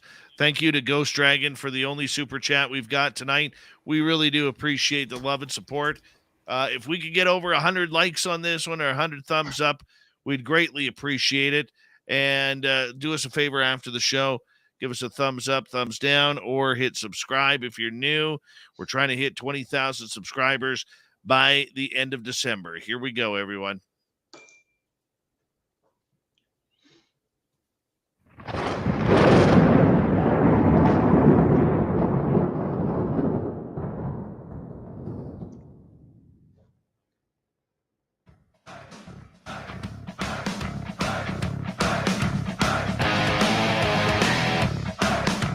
We passed the halfway point of Spaced Out Radio tonight. Good to have you all with us. My name is Dave Scott. Very much appreciate you. I want to remind you that if you've missed portions of this show or others, check out our free archives by going to youtube.com/Spaced Out Radio. Do old Davey the favor, hit that subscribe button. Our website is spacedoutradio.com. We have a plethora of features for you. Rock out to Bumblefoot, read Shirky Poo's Newswire. Check out our swag as well. Follow us on Twitter at Spaced Out Radio, Instagram, Spaced Out Radio Show, and on TikTok at Spaced Out Radio. We continue on tonight till the top of the hour talking Sasquatch, Bigfoot, and cryptid encounters. Author and researcher Carter Buschardt is here. Carter, welcome back. Thank you. 2022, what's your favorite story? My favorite story is the guy up in your neck of the woods, David Allen. Karamius, is that the name of the city? Karamius. Karamius, yeah. Potato. Anyway, he had things going on for about 35, 40 years, but he was too busy, too wrapped up in his own life to really be paying attention. He just thought there was just weird things happening, and he never put a Sasquatch with this. So anyhow, one night he's laying in bed in his cabin. Now his cabin was built on a deck. In other words, the decking was huge, and it also was the floor for the inside of the cabin. So that comes into play. So he's laying in bed, and he hears something outside. He hears creaking, and he feels the vibration. Something is walking on his deck, and the boards are kind of buckling. And so he's going, well, that can't be. So he looks out, and all he sees is a black ball of fur, and it slowly morphs into gray. And then it turns into a female Sasquatch. And he's looking at this and going, what? It looked like she was like Pigpen, it was just this ball of gnats and fur. It was just flying. It's just going around a little circle. Well, what we decided was that it was coming into view. It was coming in from another dimension or another portal, and it was coming into a physical view. And so he watched her as she did this very, at first it seemed like it was erotic. It was an erotic dance. She was showing herself. She was dancing. She was curtsying. But it was all this kind of theatrical slow motion ballet. It was like a ritualistic kind of dance. And then while she's doing that, he sees something out of the side of his eye, and it's a giant Sasquatch, about 11 foot tall. It had to duck under the eaves of his cabin to get under the cabin, to get under the eaves. It had to duck. It was stooped over, and that's why he saw him, because he was ducking his head down from not bumping on the eaves. Long story short, they get face to face. He's looking at him through the window in his cabin. I mean, he's like 2 feet away, and he starts talking to him. This is not a man. This is not man. And he's saying, it sounds, this is not man. This is not man. What I'm doing, this is not man. We never really made sense of that. But David wanted to go lay back down, and the creature said, nope, you stop. And he put his hands out in front of him, and then he put him down toward the earth, and he bent his head down. And then when he bent his head back up, his eyeballs were totally white. And then they filled up with like a spark. And then he reached over, put his hand through the window on David's forehead, knocked him out just like that. He was having an out-of-body experience. He was watching his body. He crumpled. He thought he was dead. And he was just looking at it. And then he starts hearing a voice, the female voice, stop, stop. She was telling the other creature to stop, get up, get up, get up. And finally he gets back down into his body, and he feels like he's back in his body. That is just the most, and there's like 10 stories like that in the book. It's just mind-boggling. He'd done Sasquatch Chronicles. I think they kind of laughed him off. He tried to get on another show. Nobody would talk to him because it was so bizarre. But, I've come to talk to the guy, and he's legit as heck, and he's been on a couple other shows, and the stories he told me are exactly what he told Sibylla Irwin. She has her own show, Sketching Encounters, on YouTube. She does a lot of Bigfoot drawings. So that was just, and the other stories that go with it are all quantum mechanics, science, math, whatever you want to do. It's just mind-blowing. There's a lot more to it, but that's the gist of it. This creature, and we decided that she was doing a dance because she was coming of age. She was she looked like a young teen. So we deduced from all the movements that there was just a coming of age dance that wasn't erotic. She was just fertile, and a lot of cultures have stories in, like your Sweet 16 and stuff like that, and a lot of, African tribes have, you got to show your manhood, become a man, become a woman, go out and do something, kill a lion with a stick, that kind of stuff. So we decided this was the coming of age, and she was just doing this interpretive dance because she was officially a woman in the Sasquatch world.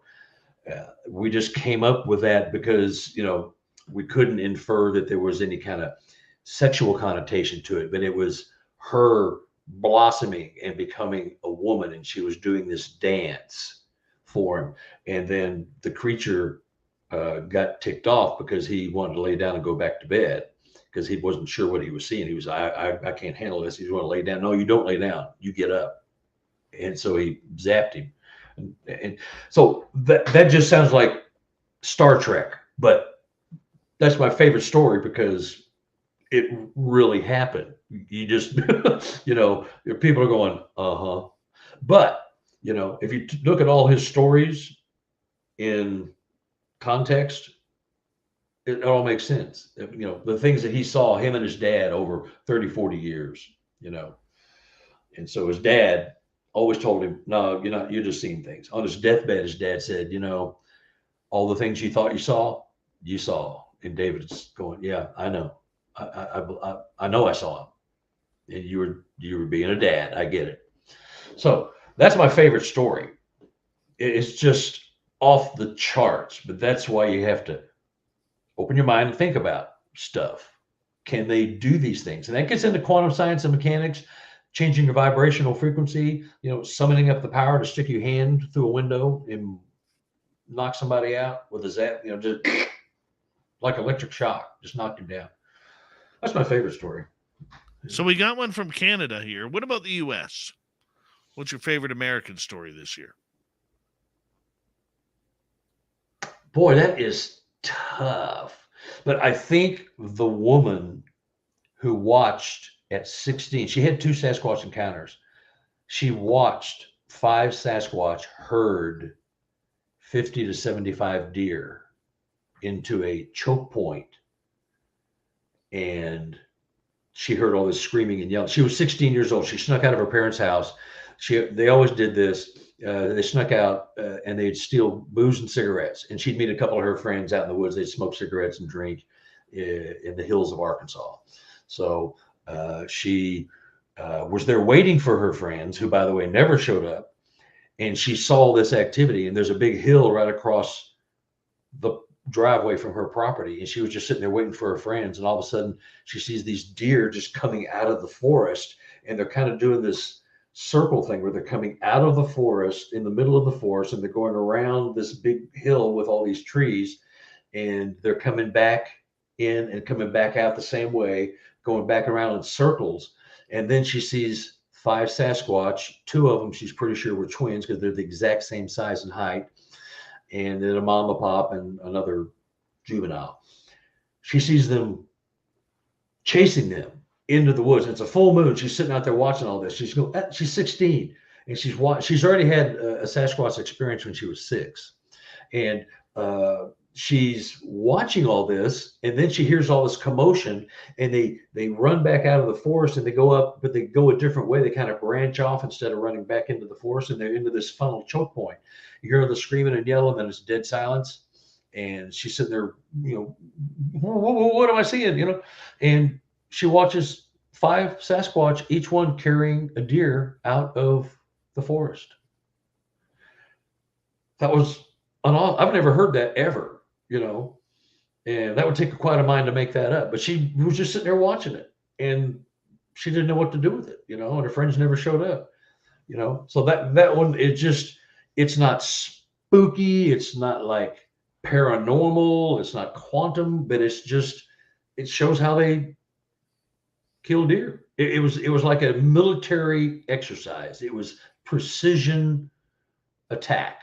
She was just, those are her words. She's just, I couldn't believe it. I believe her. I mean, she's, why would you make that up? She didn't want her name out. She didn't want her location. She didn't want anything. Didn't want any money, nothing. I sent her a couple of books. She's happy. She's learning things. But I just thought that was fantastic to watch something like that in action. Hunters can relate because, they will funnel deer or other creatures in other countries into choke points where they got nowhere to go. They're trapped. So you can shoot them, spear them, whatever you do. Archery. It's a crazy story. Right. You brought another couple photos forward for tonight, and describe this scene on what you were talking about. Here we see a gentleman, can't see his face, but we have him in camouflage jacket and camouflage pants. Yes. What's going on here? Okay. Make note of everything, but you see the shadow behind him on the ground? On the ground.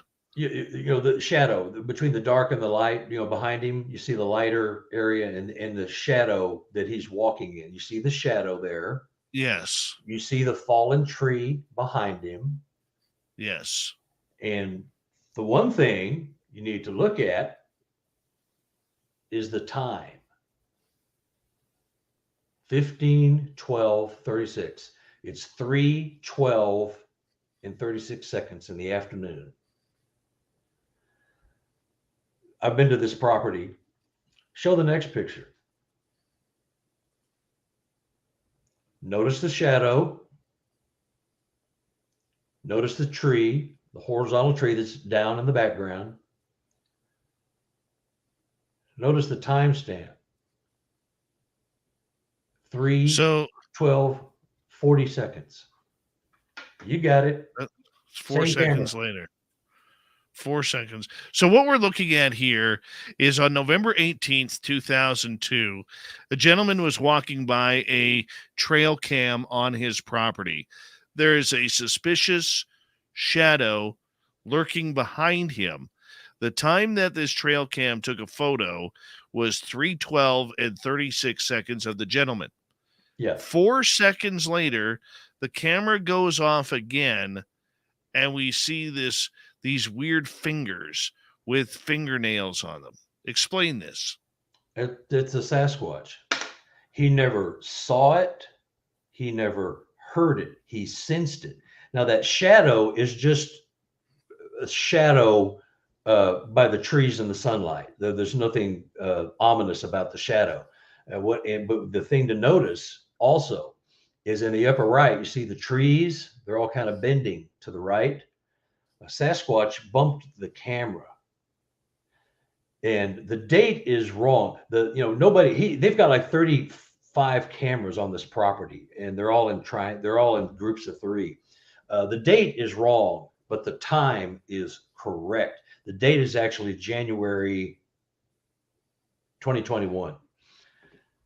4 seconds behind him was a Sasquatch. Just 4 seconds behind him. I would say those look like human fingers, except for the fact that when it gets to the nails, it's weird. Yeah. No, they're not human. People have come up with that, but that's a apish, gorilla-ish hand. I think it almost tells me it's a juvenile, simply because there's not enough rough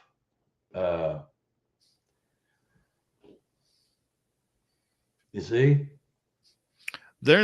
So for our radio audience, I've Googled a picture of a hand of an ape, and then if you were to look at both of them together, I wish I could do this,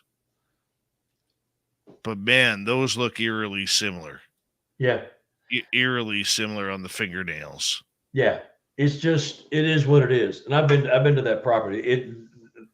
This guy, here's the thing. This guy is a preacher. Now, he's not the owner of the land. A good friend of his owns the land. And because he's had some physical problems where he can't get out and change the SD cards and batteries as often as he'd like, he lets the preacher hunt on the property, keep his kill, feed his family, because he's a small country town preacher. They don't make a lot of money. So he gets to fill up his freezer whenever he wants, just go out there and hunt, help him change the SD cards and the batteries. But look at the similarity. It is what it is. And this is going to be on the cover of my book, the one I'm working on now. It's going to be on the cover, both of those photos on top of each other. 4 seconds. Is that just creepy? I get the chills just when I look at it and realize how close that was. But he never saw it or heard it, but he did sense it. And he has seen other things at other times on the property. They both have. But I thought that was just an awesome sequence. Now, we went to tape a show that will never see the light of day. It was something for Roku. They were trying to get into the Sasquatch show business, and I don't think it's going to see the light of day. But anyway, he told me, well, that hand photo that I sent you, I think I have one of me, and it's about 12 seconds behind me is the Sasquatch photo. Let me see if I can find it. Well, when he found the photo, it was 4 seconds, not 12, So, but, it's the same camera. It's 3 feet off the ground.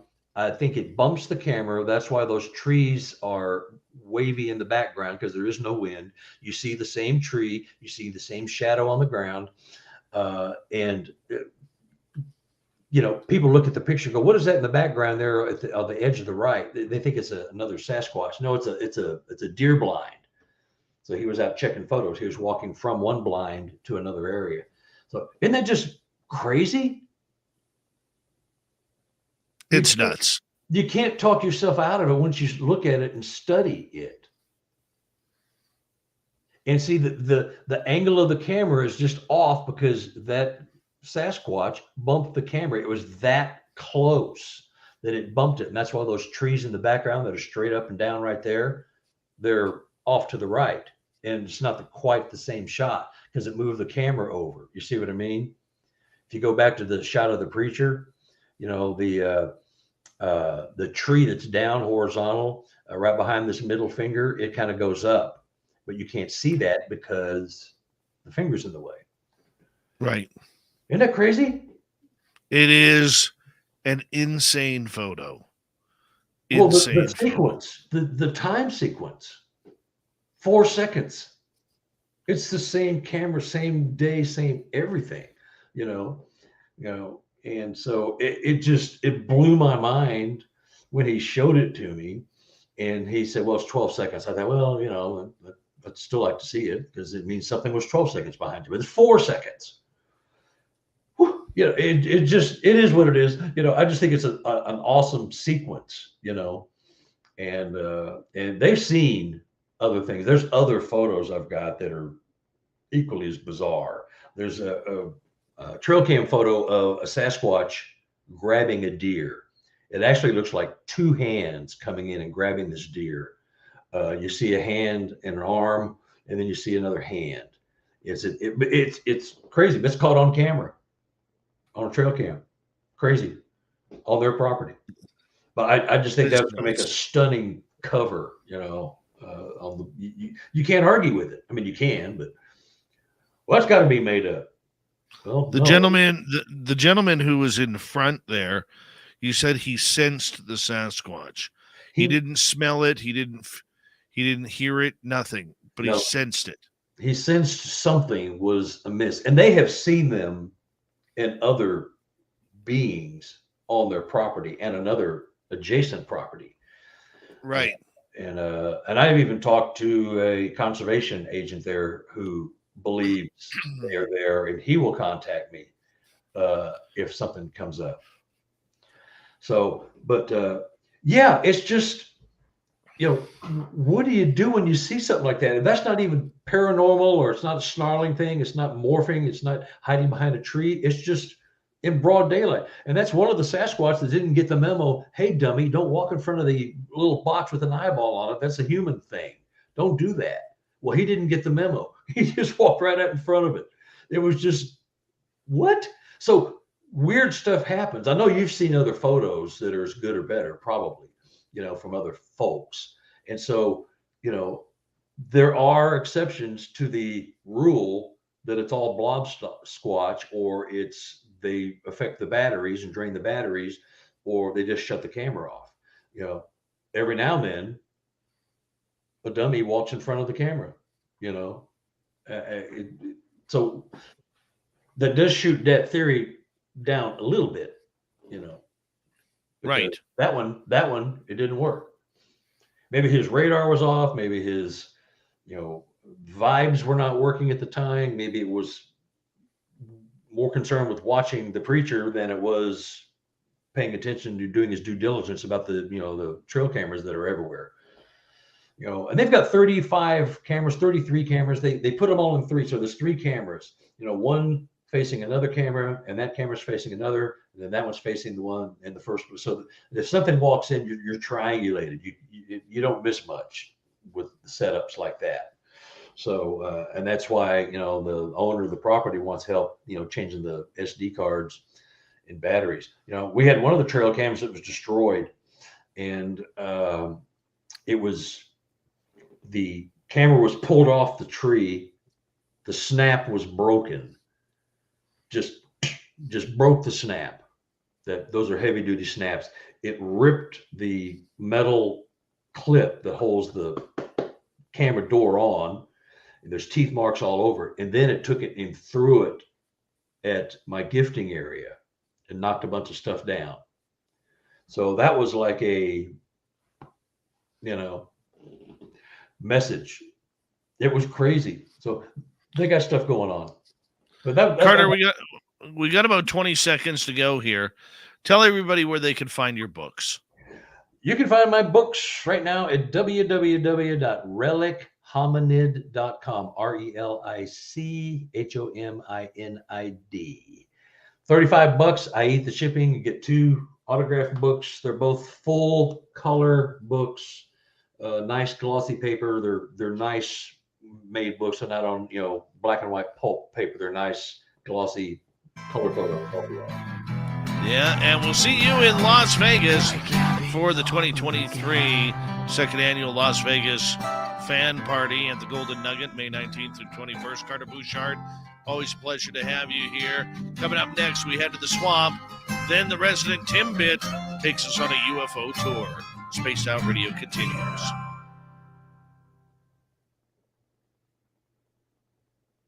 Right on, buddy. Right on. Hot damn, that was quick. Yeah, it did go quick. And I didn't cuss. First time. Really? You didn't cuss. Yeah. I always try to make sure I don't. That's terrible. I know you did last time. You snuck in his shit. But Yeah. that's okay. Yeah. That's all right. Buddy, I got to run. Okay, We'll send me the talk- link when you talk can. I got somebody waiting on that link.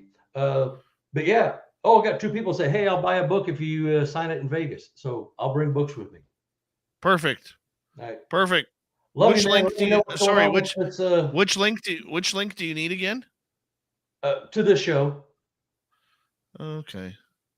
I'll just Well, just yeah. send it to me when it's done. I mean, Okay. if you got Will to do do. something, just send it to me because I'm doing a little TV show, local TV. I told them I'd send them this because they wanted to see your show.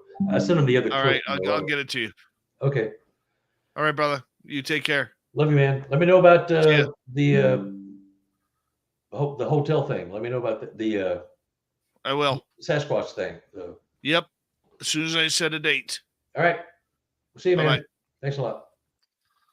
And I'll be give me a moment.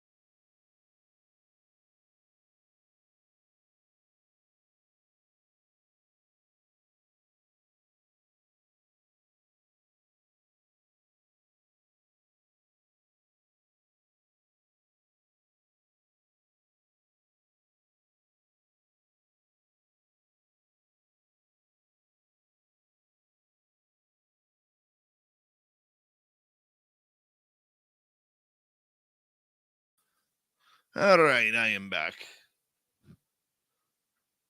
How are you all doing? Wasn't Carter awesome?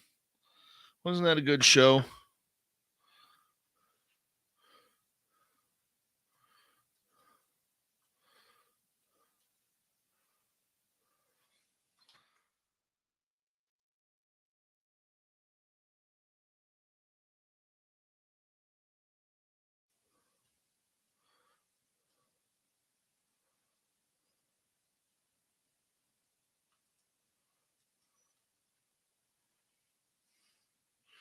We got about 30 seconds.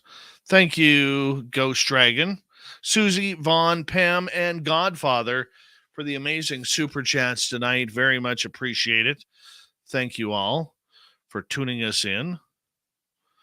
And we really do thank you. Helps us out a lot. And if you haven't already, hit that subscribe button, ring that bell, and give us a thumbs up, thumbs down, and leave a comment after the show. It helps with the algorithms. Here we go, everyone.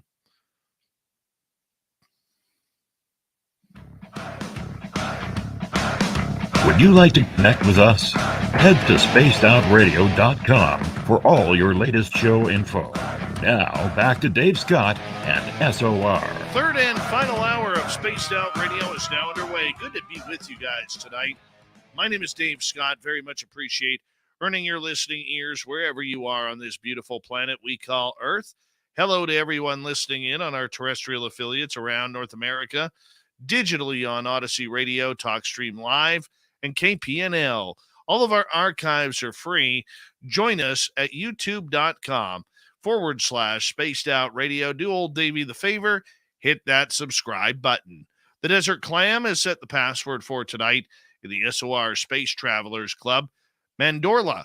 Mandorla is your password.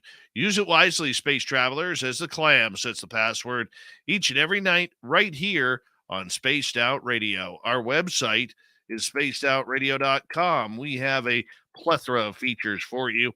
Rock out to Bumblefoot, read Shirky Poo's Newswire, check out our swag as well. Follow us on Twitter at Spaced Out Radio, Instagram at Spaced Out Radio Show, and on TikTok at Spaced Out Radio. It is time once again where we head to the swamp. Our resident swamp dweller takes us on another spooky journey. Hi, Spaced Out Radio listeners. This is Swamp Dweller. It's time for your nightly dose of spookiness on the show. If you have an interesting encounter or a spooky story that you would like to share, be sure to submit them in at swampdweller.net. You can also find our YouTube channel at youtube.com/swampdwellerreads. Now, let's chill out, relax, and together, let's enter the swamp. I went to Joshua Tree National Park a few days ago in an Airbnb with 3 of my friends. The house was a nice size and had to be accessed by an unpaved dirt road. The closest place to us was maybe a mile or 2 away. All the homes in this area have private driveways. On one of our drives back from getting groceries, I saw an animal run away from our headlights very fast, but I couldn't quite make it out. I assumed it had to be a deer, or something along those lines because of how big it was. But all I had seen thus far were desert quails. That night I dreamt that my friends and I were searching for something, and we were taken to a basement of all things, and it was full of all sorts of strange oddities. It was a small house with a red door. We went inside, but I don't remember what was there. This may or may not have anything to do with my experience. I read that dreams do often correlate with experiences, though. On one of the nights of our stay, we had a bonfire and did some stargazing. I had to pee at one point, so I went inside and was gone for maybe 5 minutes max. When my friend and I returned, my 2 other friends weren't sitting by the fire anymore. So I just sat and waited for a couple of minutes for them to come back. But I went inside to check on them eventually, but they weren't there either. We go back out and start calling for them and get no response. Instead, we hear coughing coming from the right side of the house, where the pool area was. We immediately knew it was our friend because they had been reserved. Our first instinct was to find and help them. At some points during our trip, we had gotten concerned that they were sick, but they ended up feeling much better. We start looking for them by the pool, but we call again and we get no response. But we do hear the same coughing, the same pitch, everything. It's almost like a mimic. It was the same cough maybe 4 or 5 times in a row. We thought our friend was throwing up or maybe smoking. Usually when we called for them, though, they would answer immediately. Except for this time, there was just more coughing. The last time we called, they had finally answered and started coming around from the opposite side of the house from where we were. Unfortunately, the sounds of them walking and talking went from the left side of the house just seconds after we heard them coughing on the right side, and they were utterly oblivious to everything that was happening. They had no idea about the coughing and didn't even hear us calling until they got closer to the house. As soon as I realized the coughing was a lure for us, it confirmed that something had been keeping an eye on us. Based on what I've read, I'm not sure if this is a skinwalker experience, a not deer experience, or something similar. I'll answer any questions. I also need to know if I should go get cleansed. This can't be chalked up to hearing things because of weed. We all have high tolerances, and weed doesn't make you hear things. Anybody who says that has clearly never really smoked. We were both very aware, and I was probably the soberest. It was hushed, too. We had to turn off the music because we were talking. Nobody's gonna know. They're gonna know. We ended up smoking.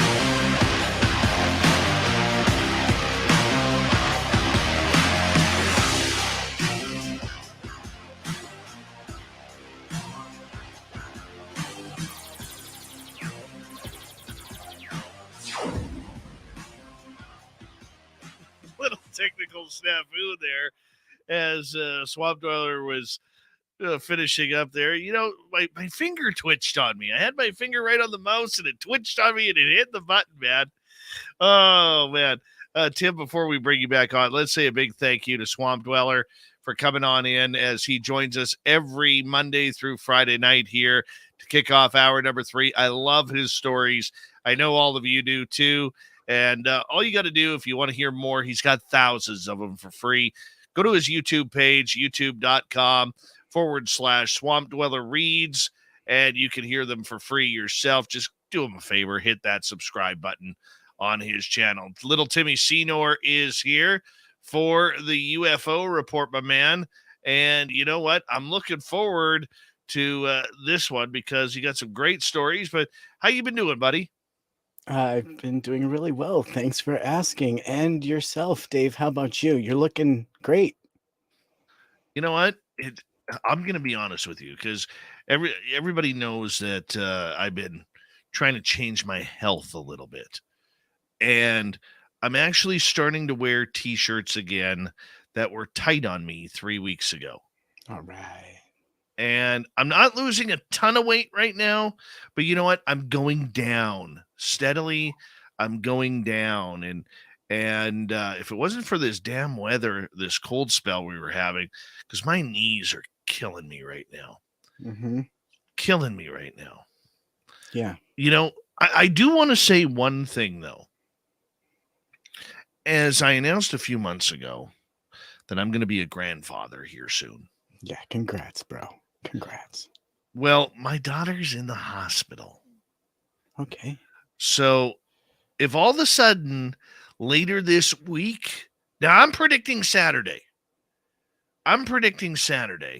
That my grandson arrives. Oh, man. All right. But, and trust me, dude, she's 4.5 hours away. I guarantee you I'll be there in an hour. You know what I'm saying? But if all of a sudden later this week, you guys hear repeats on this show, especially our radio side, okay, the reason why is my daughter has gone into labor and I am dropping everything to go meet my first grandson. Oh, yeah. Dropping everything. I tell you, man, I am getting pumped up for it. I am totally getting pumped up for it. I'm jazzed for you. Man, I can't wait to meet him.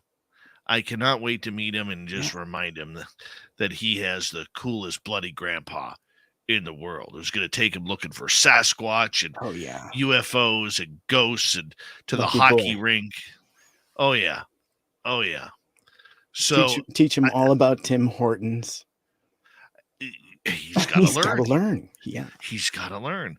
Actually, don't say that right now because our Tim Hortons is closed for renovations for a month. That's right. But you know that your audience likes it. They like it when I'm mean to Dave. Exactly. No, exactly. So I'm pretty pumped up. And I just want to give our listeners a fair warning that if that, like, for instance, if that phone call came right now, we're ending the show. Yep. I'm gone. I'm gone. I'm heading on a 4.5-hour drive because I am meeting my grandson. Oh boy. You know, I mean, somebody's got to teach him how to wrestle. You know, yes, he has a father, you know, who's a really good dude. I mean, my daughter picked a good man. Awesome. A good man. I And hope he watches this show. And you know, and his parents are great people, and they're just ecstatic too about becoming first-time grandparents, and I am very much looking forward to this. Hot damn, you know, no offense, like I said, that phone rings, and my phone is right beside me now, as it always is anyways. And are you going for Pappy? No, I'm debating. I thought I wanted Papa. I thought I wanted Papa, but now I'm leaning back towards Grandpa again. Mm-hmm. And we had one of each. We had a Papa and a Grandpa. So yeah. I don't know what I want. I'm gonna let him choose. Mm-hmm. I'll let him choose. There you and go. Whatever he wants, that's fine by me, because I'm gonna be just a bowl of mush around him anyways. I can tell you're so excited. This is great. It's like a whole other side of this is the soft, squishy side of Dave. We're getting this is a side you guys don't get to see very much. But I can tell you this, man. I can tell you this. I am pumped up, and I am so excited. And you know what? I talked to my daughter today, and I told her how proud I was of her, and I told her I think she's going to be a fantastic mother, and I truly believe that. Yeah, that's great. So you know what? Hey, the time clock has started. Okay. I'm going to tell you right now, the time clock has started. And so we wave Dave goodbye, and he has to rocket off to go and be Grandpa. Hot damn. Yeah. You know what, though? I can guarantee that none of our listeners, whether in Radio Land or in YouTube land or podcast land, would care. None of them would care. They would all of our supporters listening right now would be like, you go. You go and you enjoy every minute of it. But you see, like up here, the hospitals up here are still quite COVID crazy. So I can't go into the nursery area. Right. Because they only allow 2 people at a time. But I'm going to be outside. I'm going to be the dad or the grandpa pacing. That's the normal way. Yeah, I mean, usually, you hang out. Yeah. Yeah, get the bubblegum cigars already. I tried to get into the delivery room. Okay, I tried to boot Mrs. SOR out of there. Okay, that didn't. Good luck. That conversation didn't go very far. Right. It really didn't. But I'm telling you right now, I'm pumped, and I'm ready. I can hear it in your voice, buddy. It's so exciting. I'll be honest with you. I'm gonna cry. Of course, I am totally gonna cry. Of course, yeah, we all do. That's a thing. Oh yeah. That's what I've told. That's what I've told the little guy's father. I told the little guy's father. I said, do yourself a favor and put a lot of tissues in your pocket. That's right. Because you know what? That's a good day. Yeah. That's a good day. All right, dude. Enough about me. Let's get over to you here. We got the UFO report going on here with little Timmy Senor. We call him the Timbit around here. And you know what? We're gonna have a good one with you tonight, Tim, as we continue on here. And right off the bat, UFO study needs to start looking into submerged objects. What's going on here? Yeah, if you take a look at the evidence we have so far, most of the videos we see from the military of the UFOs are filmed near or over bodies of water. So why are we not paying more attention to unidentified submerged objects, or AKA USOs? In light of what is going on with the UFO subjects, it's important to ask where these objects are coming from, assuming they're not a technology of this earth. So let us assume, for instance, that these objects are indeed technology from another world. They are visitors from elsewhere, And as far as we can tell, they're not hostile. They explore, and while we assume they are aliens from another planet, what if the UFOs we are seeing today actually come from Earth? Still alien tech, but one that has been around for quite some time now. So let's consider not looking up, but also looking down. And would you say, well, that doesn't make any sense? Hear me out. Many of the UFO reports that we have read in recent months and years take place near or on bodies of water. Take, for example, the 2004 encounter where U.S. Navy pilots were in pursuit of unidentified flying objects whose nature they could not explain. And the videos show flying vehicles that seem to lack traditional propulsion systems.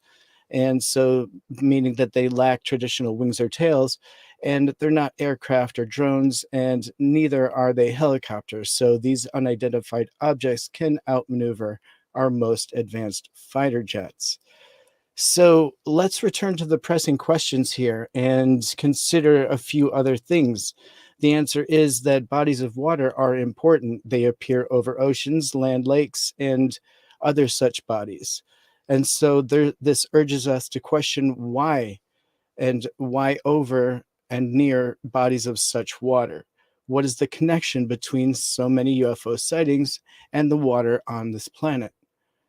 So, considering that the extent of the water reaches 71% of our planet, the ocean contains 97% of the Earth's water. And so this water is unprocessed, and it is too salty for humans to drink or grow crops and most industrial purposes except cooling. So pretty interesting that we're considering this as a reality, and that we're seeing transmedium objects making it into the news and being considered as part of the process looking into this phenomenon. Excuse me. But the objects are what the Pentagon is referring to as transmedium UFOs. And so with this being on this new list being studied by the Pentagon, Dave, let's just kick it off with something here with your opinion as to this being a new reality and its importance. Well, I can tell you this, as I think the frog in your throat jumped over to mine. Hold on. I can tell you this. I sure as heck would sooner be learning about USOs, underwater or unidentified submerged objects, than I would be about hearing Chinese drones again. I'm rolling my eyes over that one, Tim. Right. And we might be able to get into that a little bit later. But either way, whether they're underwater, whether they have underwater bases, whether they have or they're coming from the sky and they're able to submerge themselves fully without getting into any sort of sinking or to the bottom, and they're still sealed shut. I think that is absolutely wonderful that they are being included in any sort of report. I think it's very imperative that we find out what is actually in our waters and what isn't. I think that there is a connection between what's flying in the sky and going in the water at the exact same time. I think it would be silly of us to not include them in the subject at all. So I'm glad that that is happening, but I don't think we need to categorize them as different types of objects just yet. Even though we don't know what they are, we got to be wary of breaking these things down to the lowest common denominator. Yeah. I always think of the movie The Abyss. Whenever I Great think movie. of this topic. And I imagine something like that as being possible, something that's existed for eons, potentially right under our noses, and we've coexisted and not even known it. But obviously, with the earth changes that we're creating with our technology, with our nuclear waste and testing and warfare and things like that, it's going to become part of their reality here soon. And maybe that's drawing some of their interest. Maybe that's some of the activity we're seeing if it is from here. But I think throughout history, we've definitely seen interest in our H2O, whether it's our oceans or natural lake waters. And I'm very interested in that. Because I know just in some of the locations I personally have researched, it created some dead zones in what we would consider UFO hotspots. So areas out in the coast where nothing is able to grow, all the coral is dead. And it's not from pollution. It's not from overfishing. It's not from mankind. It seems to be something quote unquote natural. And they call these places dead zones. And for some reason, there's also UFO activity in those areas. And you've got to wonder, are they linked? And is that something that we should be concerned about? Is it something detrimental to our planet that these UFOs, USOs are bringing to the discussion? Or is it because our water is a fuel system for them, whether it's salt water or whether it's fresh water? I mean, I know that right along the Pacific coast here, along British Columbia, there has been numerous sightings of UFOs around lakes, around dams, around the ocean. Okay, there's been a plethora of sightings around there, and it makes me wonder if there is something. And I'm sure they're wondering the same thing at the Pentagon or wherever about these, but here's what I'm gonna pull my Dave attitude here for a quick second, Tim, if you don't mind. My Davitude, if you Please. don't mind. Can I try the Davitude? Can I use that word? We enjoy that word here. Yeah. Okay. So my Davitude says this, because I already believe the government knows. I believe they know a lot more than what they're talking about publicly. So, excuse me, is this not a waste of time? Is this not something that they are wasting trivial seconds and minutes and hours on when somewhere in the Pentagon or at NASA, well, the answer is already lying there? So I'm excited they are adding that to the research. I really am. But I am hesitant to support anything UFO coming out of the US government or any government right now, in knowing that they already know that they are lying to us for whatever nefarious reason it is. They keep, look, when this whole I'm going to bring up the Chinese drone thing. We got about 90 seconds here. Okay. When this first started, we heard Russia, China, or something else. Russia, China, something else. And then Elizondo and Mellon both eliminated the word China and Russia from their vocabulary. And then all of a sudden, it wasn't about China and Russia. It's about something else.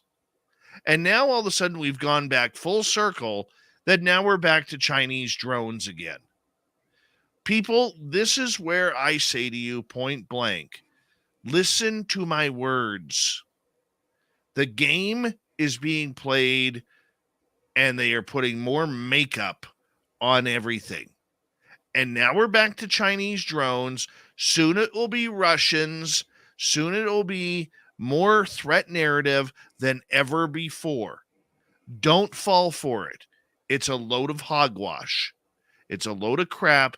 They already know. And I'm just tired of it, Tim.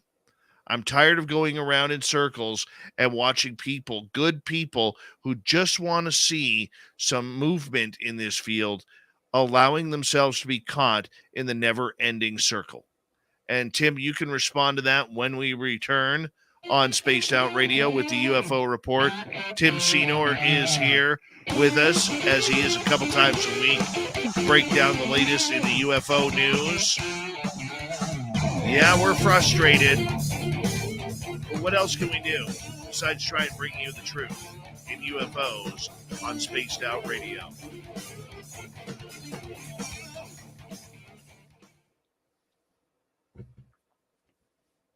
I'm tired of it. Yeah. Yeah, and it it absolutely does seem to be the same old stories just looped over and over. The ebb and flow that we talk about all the time. It's incredibly frustrating. It really Oh is. yeah. Um, you know, but I'm always trying to see the positive in this, and so in any message or any news, that it is in itself just more news on the topic, another news story. It's in the public view more now, I think, than it's been, probably in the last decade. It feels like, even if it's, putting the gray and throwing shade, it's still very much in the news. It may not be in the big, the top five. It's not in the Wall Street Journal or New York Times every week, but it definitely is a weekly topic in some of the smaller, but no less important media outlets, in my personal opinion. Oh, I agree. I agree. You know, my dream, if I were to have a dream about this subject, my dream is for anybody who listens to this show, because we've been going hard on this for what, about a month now, Tim? Month or two with NASA and everything. My dream is that people start to take the tidbits that we are giving them and realize that as much as they want disclosure, that they can understand that we're not being negative to put disclosure down. We're not negative against Elizondo. We're not negative against the work of Mellon or anybody who's played the game. What we are sick of here at SOR is good people having the wool pulled over their eyes and falling for it. I don't want that. Our listeners are way too smart for that. Our listeners are brilliant people who have the understanding of what's going on. Right. Right. Right. And to be savvy enough to get the big picture, that the fact that there is this attention from all factions means that there is something there. I mean, obviously, the fact that we're all scrambling over figuring out what it is, there's something there, which is massive. I mean, you don't need a video to know that there's something there, because they're scrambling to figure out what it is, whatever that is. It's not something of ours. Otherwise, they would disguise it and be pretty happy with the UFO topic. Instead of fighting it, they would flow with it and be like, yeah, maybe it's UFOs, when they were like, oh, it's ours. Like, that's why I think it's not all ours. Like, maybe, some of it is, but there's something there. And I think that's what is so massive. And I think that NASA wants to get a grip on that narrative. I think everybody is scrambling to support whatever that narrative is. I think they've already considered and determined what that's going to be completely honest. And so they're trying to fit their conclusion into what's currently happening, which is very unfortunate. Oh yeah. Oh yeah. It's ridiculous. I don't like it. You can't fit your results to a conclusion that's pre-drawn. That defeats the whole purpose. Yeah. Doesn't it? Yeah, but it does appear that is the way it looks. And then when any kind of media resource gets close to that truth, the plug gets pulled on it. And so that makes it very hard to report on this topic. To me, it's almost getting to the point, Tim, where do we continue to cover this topic at all? Right. All right. Right. Because there's so much convoluted BS out there. Yeah. It's just it's tough. All the more reason to do it, though. Well, I realize that even our neutrality, helps. But And my big concern is, Tim, is that people look at us as a bunch of whiners. Oh, you're whining because you're not getting your way. This is the process it has to go. No, it isn't the process that it needs to go. And that is my concern. I don't want to sound like a bunch of whiners on here. Hold on. Here we go, everyone.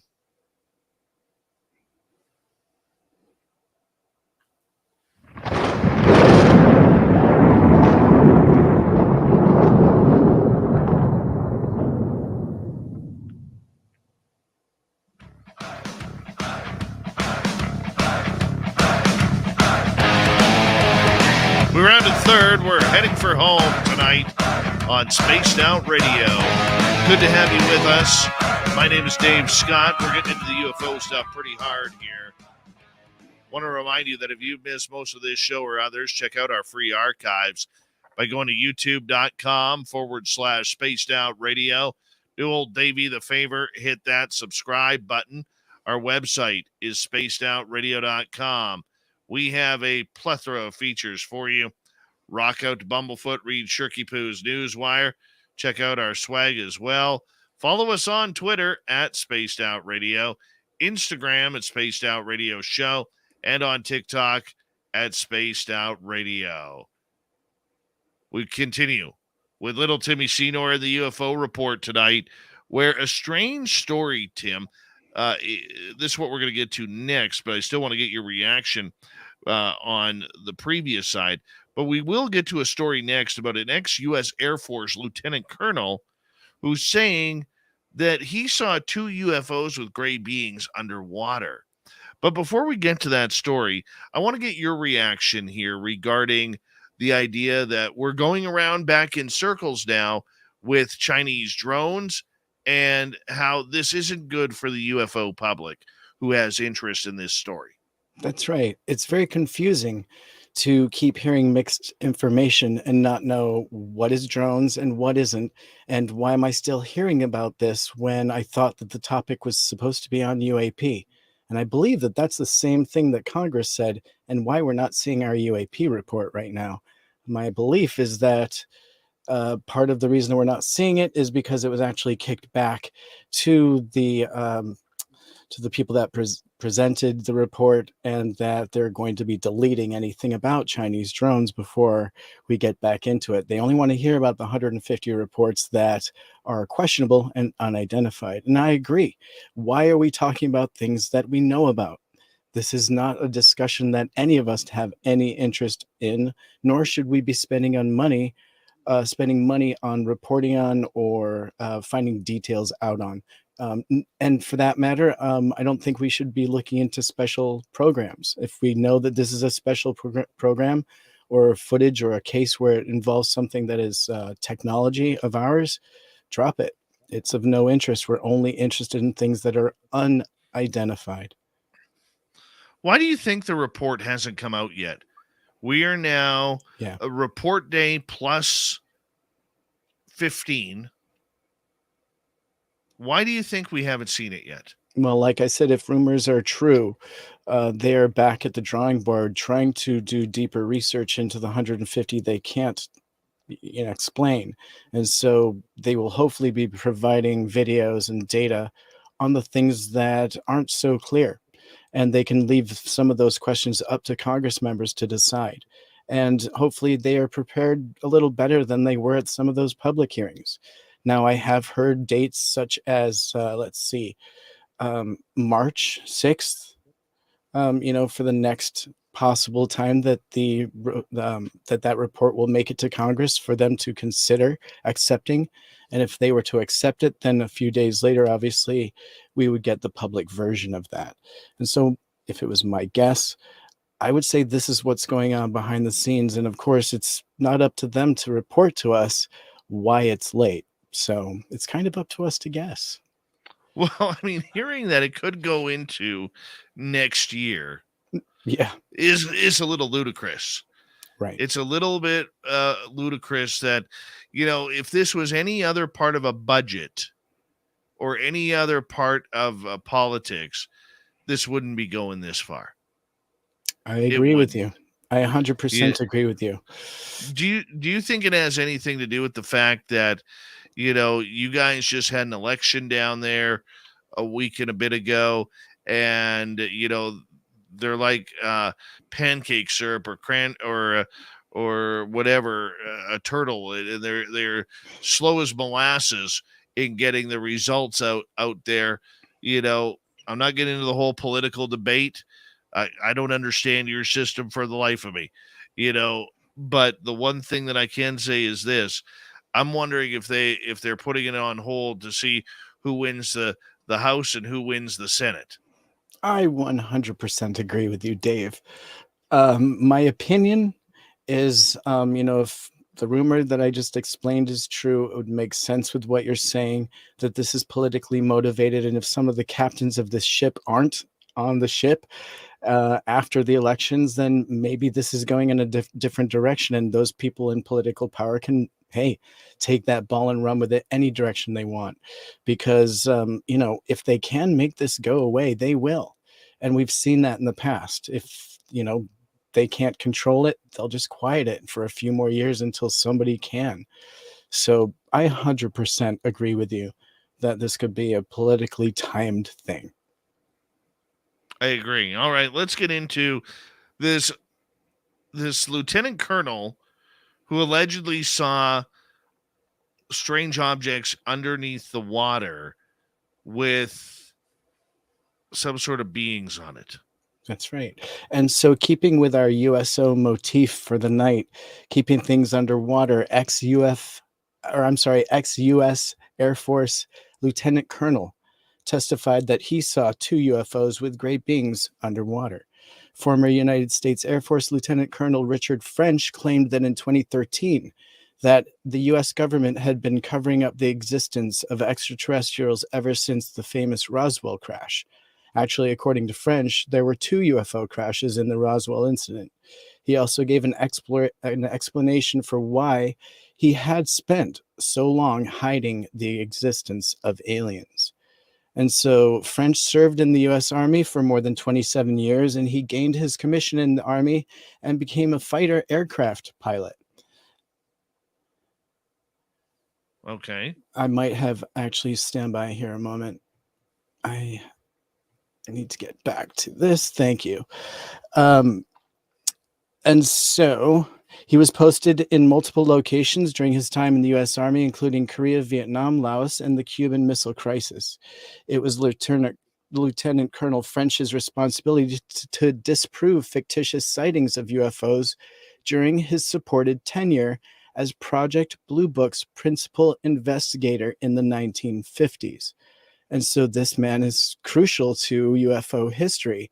And so just briefing down through this great article coming in just a couple of days ago from How and Wise, French asserted that he was present in the Alamogordo, New Mexico in 1947 when the alien craft crashed. Prior to his passing in 2014, he gave an interview a few years back in which he recalled the day of the tragedy that astonished everyone, stating that there were 2 crashes in Roswell. And here's the quote. There were actually 2 crashes at Roswell, which most people don't know. And the first one was shot down by an experimental U.S. plane that was flying out of White Sands, New Mexico. And it shot what was effectively an electronic pulse type weapon that disabled and took away all controls of the UFO. And that's why it crashed. When they hit with electromagnetic pulse, bingo, there goes all their electronics, and consequently, the UFO was uncontrollable. When the UFO got hit by the pulse, it lost its system and became uncontrollable and at last crashed. French claimed that he was actually an official UFO debunker, and a confidential military source told him about the UFO shot down and also the second crash near Roswell days later. So he believed that the second ship came to rescue the first ship survivors and tried to recover the parts. Other Army officials never accepted French's shocking statement, and they argued how the Army could develop pulse weapons and systems in the 1960s if their laser systems were so limited in that time? They didn't believe they could exist. But French insists, and his confidential source told him about the second crash that it was within a few miles of where the original crash had been. And we think the reason that they were in there at the time was to try and recover the parts and any survivors of the first crash. And so, in referring to the people from outer space, he says, those guys whose UFO it was, I had seen photographs of the parts, the UFO, and it had inscriptions on the side, and it looked like it was in Arabic language. It was like a part number on each one of them, and they were photographs in a folder that I just thumbed through. So, first observer with lots of evidence that he had access to. And he goes on in this article to say that he'll share observations that were made public, and he's willing to talk to anyone about this experience. So, Dave, it's out there and it comes from under the water. What are your thoughts? Oh my goodness. I love this story. And we need more people like this to come out and testify publicly in front of Congress. Publicly. Not behind the scenes, but let's bring it out. Let's get down to the down and dirty here, regarding this subject. I love how picturesque the guy is in his words. I think that's great. I'm surprised he was allowed to go public with that. If it is true, I mean, Yeah. these are the stories that we need. Yeah. These are these are the type of stories that we want. And I don't know where else to go with that, Tim. I know. I don't. Well, he continues on to say that in one case, he had a report where he was sent to investigate, and they said it was standard for what he was doing. And so in this interview that French had with Huffington Post at one time, they told him that there were 2 alien entities involved. And let's see, they sent him to go investigate, and they were deep under the water and entering the water doing roughly 100 miles an hour. He remembered witnessing 2 extraterrestrial ships 6 meters offshore, completely submerged. Additionally, he spotted 2 aliens close to the ships and recalled that the water was transparent, allowing him to see what the aliens were doing at the bottom of the boat. And so the waters were fairly clear and he could see without any trouble. And they weren't down at the bottom necessarily of the seabed, but they were about halfway down. And so a firsthand witness, and according to him, the aliens were small in size, light gray in color, very thin, long arms with either 2 or 3 fingers. And they had big heads and he could not see pupils in their eyes. But while watching this once in a lifetime scene, he saw one of the ships starting to come out of the water. When the ship emerged out of the water, its speed was around 160 kilometers per hour, but it suddenly increased to about 4,000 kilometers an hour in his estimation, and then just disappeared. Pretty incredible. I can't even imagine seeing that. And what a witness to have this story firsthand. I don't know how I would react to that. I mean, 160 knots is fast, especially going through water. I mean, you think the average ship does what? 30 knots? And that's considered fast? Yeah. And some public waterways, you're not even allowed to go that speed due to environmental concerns and water pollution, etc. So, I mean, I find that just an incredible story that, God, I hope it's true. I really do. UFO fears have sparked secret unmanned U.S. spaceship landing in Florida after circling the Earth for 3 years. This sounds a little humorous, Tim. That's right. And so fears of a UFO were sparked in Florida after residents reportedly heard a sonic boom just this past Saturday. And so in the early hours of the 12th of November, a number of Florida residents were awoken in a shock by a loud sonic boom, which was apparently strong enough to even shake some houses. One resident wrote on Twitter that just a very normal, mysterious sonic boom at 5 a.m. It was so loud it shook my back door, and I thought someone was coming in. And so that's pretty scary. Anyways, the sonic boom heard in Tampa and across Central Florida was actually something else. But of course, it wasn't extraterrestrial activity. In this case, it was actually an unmanned US spaceship returning back to Earth, to Kennedy Space Center, after circling Earth for 3 years. And so, after spending a record breaking 908 days floating through orbit, the X-37B, a solar powered spaceship, returned back to solid ground. And so, Boeing, the aircraft company that you may already associate with commercial airplanes, and accustomed to flying on, developed this space plane, which resembles a mini space shuttle. And so exciting stuff. Previously, the shuttle's last mission lasted an impressive 780 days. But this new mission beat its previous record and ended on the 12th of November. So, Dave, I didn't even know this was going on. Did you know that NASA had a secret space mission going on? And I had this is no the idea. second one, an unmanned mini shuttle? Of course. I mean, why would NASA keep any secrets from us? A Why would solar they? powered spacecraft. Why would NASA keep any secrets from us, Tim? They're loyal to the American and world public. They're honest. They have an open door policy to anything and everything. You know, let's just get right to it, man. Would Let's we just have get heard right to it. about the X-37B if the residents of Florida hadn't heard the boom and demanded? I mean, why didn't they just say UFOs and keep it a secret? They were like, no, it's the X-37B, our secret shuttle. So many I questions. don't know. I don't know. I don't.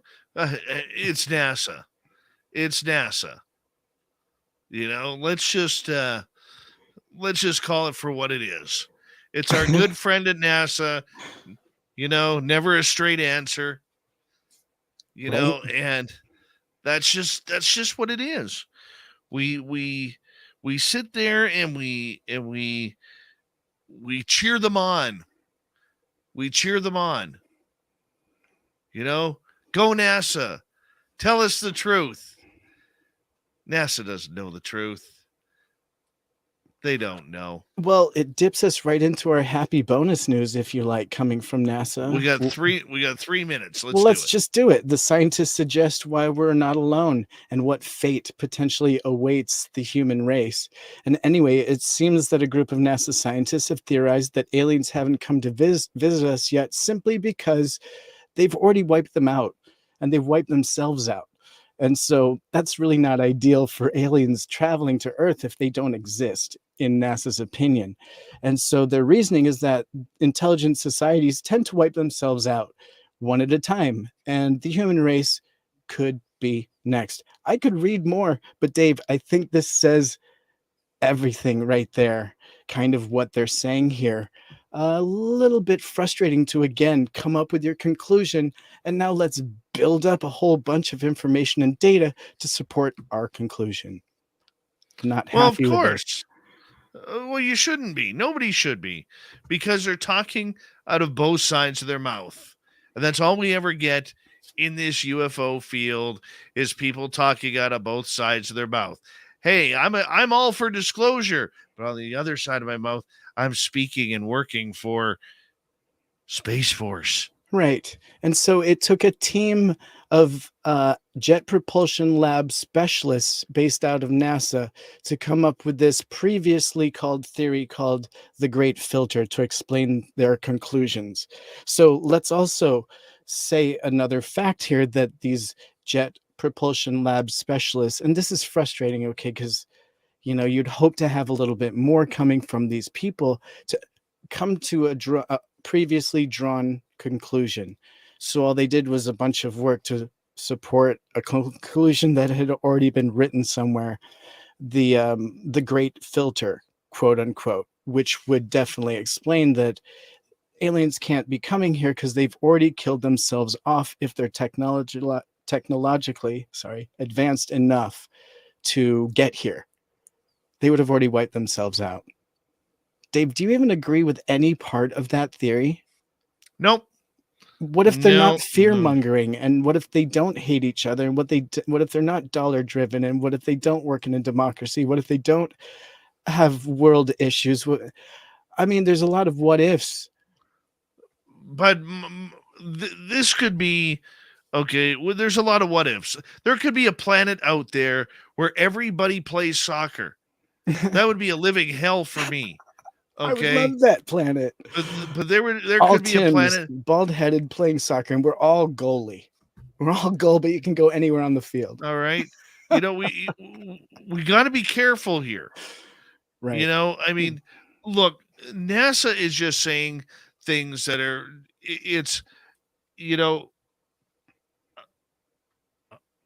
I could use a very, very cruel comment here, but I won't. For the sake of I like my show. But I mean, NASA's like a goldfish. The minute they go around the tank, they've already forgotten what they've said previous, and they say something more stupid the second time around. I like that analogy. NASA doesn't deserve, when it comes to this topic, and this topic only, God bless NASA for the great work that they have done in the past and continue to do. Those are brilliant scientists. Let's not characterize the entire team. We're talking about the executive here who makes decisions. Okay? They don't have your interest or my interest at heart. They don't care. And they're not even watching what they're saying. This is a game to them. It's not a game to us. It's a game to them. Tim, I got to cut you off right there for the UFO report. Thank you so much. Thank you to Swamp Dweller for another great story. And, of course, Carter Buschardt talking Sasquatch all night long. We got Mr. Ron Bumblefoot Thal rocking in the background with Little Brother is Watching. Bumblefoot is the official music of Spaced Out Radio, rocking us in and out of every single show. Get your horns up for the guitar god himself. Special thanks to everybody listening in at work, at home, in your cars, wherever you may be. Thank you to everyone in our chat rooms tonight. Twitch, Spreaker, Facebook, YouTube, LGAP, Revolution Radio, and on Twitter. I know you're out there somewhere. Remember, this show is copyright Spaced Out Radio and SOR Media Ventures Limited. Thank you so much for choosing to share your evening with us, because together, my friends, we're watching. We own the night. Mr. Bumblefoot, we need a favor. We need you to take us home. I know you're out there somewhere watching me. Yes, the Woo train has docked for the night. But soon, my friends, we shall ride again. Your seats are always available. Your tickets never expire. And if you want to bring a friend, we've got room for them too. Good night.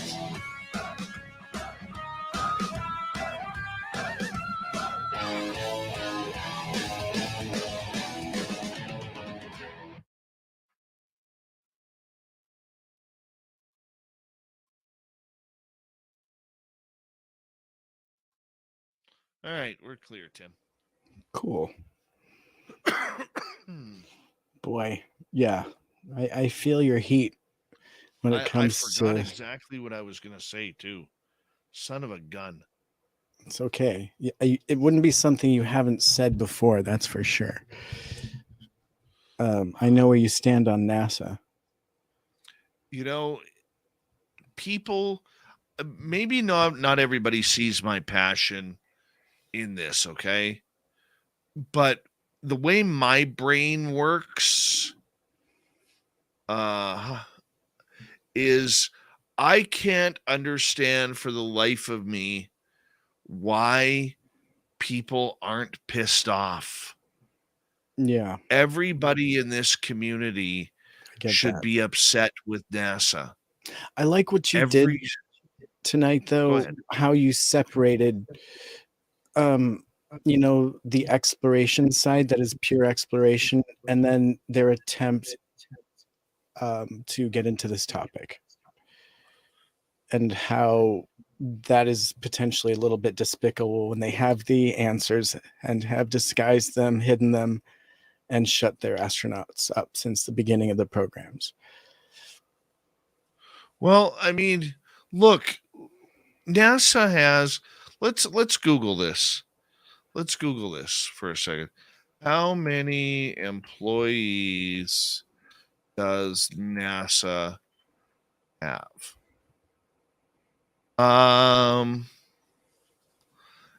NASA has 17,330 people working for them. The scientists, for the most part, the janitors, the cafeteria workers, the projection people, the social media people, and whoever else. Look, they're not in this battle, guys. It's, not all the scientists and the engineers are bad people for covering up UFOs. This is an administrative issue, okay? A military issue. And what a lot of people tend to forget is there's two sides to NASA. There's the public side where we put a rocket up in space, we allow people to go up in space and live there for exploration, Right. doing a bunch of science experiments, no matter how menial. Okay. And trust me, I think it's great PR for NASA when they take some, every year they take one or two children's experiments up to the International Space Station. At least they used to do that with the shuttle program. I thought things like that were great. Yeah. I mean, Grow beans in space. absolutely. Yeah. I think that's wonderful. I really do. But there's a harsh reality to the darker side of NASA that people don't know. The launching of secret satellites. Okay, the launching of spy satellites, the UFO studies that have been done up in space. Okay, that we learned a lot from Darcy Weir just last week on the show. Okay, I mean, there's a lot, dude, that is going on that NASA doesn't inform the public on because they want to keep that public, astronauts are heroes type of persona. Okay. And the idea behind it is this: we know they're lying. We know that they could open this right up to some serious truth. They really, really could. But they choose not to because they are more loyal to the military standards, which NASA is, than they are to what the reality of mankind is, or humankind, whatever your cup of tea is. Right. It's very frustrating to know for a fact that they have information that would be the answers to the questions that they're publicly asking. That is very frustrating. And to know that they went through and airbrushed thousands of photographs because they didn't know what was in the image, and they didn't want to have to explain they didn't know what was in those images. That is incredibly frustrating. I think your wording there, Tim, is very kind. It's way too kind. They knew what those images were. They've seen those images before, and they needed to do it to some photos in order to allow the public to see what we're working on, see what we're doing. It's like watching dirty filth art. Okay? We're all curious to know what he's drawing. We don't know until the end. Till he says he's done. Yeah. Right? Have you ever seen NASA's mobile mission control center that they use to analyze advanced air mobility and flight tests and No. things like that? No, I have not. I'm sorry. It looks like this. It's basically a big rig with a bunch of satellite dishes on it. It's kind of like a dumbed down version of what I have. I mean, what I have is a dumbed down version of this, but it's basically the same thing. But I'm saying if they have this kind of roving technology where they can track their own test flights, you know that they're able to track UAP as they're getting them, and they have the ability to track and get all the information. So for them to have question marks publicly is incredibly frustrating, because you know they definitely have definitive answers now, right? And you know, see, I don't that's think we'll what's ever hear that. frustrating. That's what's frustrating for me regarding this whole subject. Evan, I got your message on. Give me 2 seconds here. But that's what's frustrating for me for the whole subject. Okay, is the notion that everybody is being played here. This is a game to them. Okay, Yeah. it's like a game of Risk right now, where you have 5 pawns. The public has 100 pawns, but you're going to take them on because you feel your dice are hotter. Yeah. Okay. Yeah. And that's exactly what it's like. It's exactly what it's like. Now, our audience, because we have educated them with proper information, sees things differently than the majority of UFO Twitter. Okay. UFO Twitter, although some very smart people, okay, but they are hell-bent on the cause, not understanding what, or that how you get to the cause is just as important as the cause itself. Do you feel like getting NASA involved with these 18 scientists, is this another way for them to prepare to back up their already preconceived conclusion, whatever that may be? Whatever narrative they do want to support, they're now going to have NASA backing them up. And that's why they proposed this, NASA UAP involvement. I think NASA did it as a joke. NASA doesn't really do jokes, though. I mean, there's definitely something. But I'm using the word joke as a metaphor.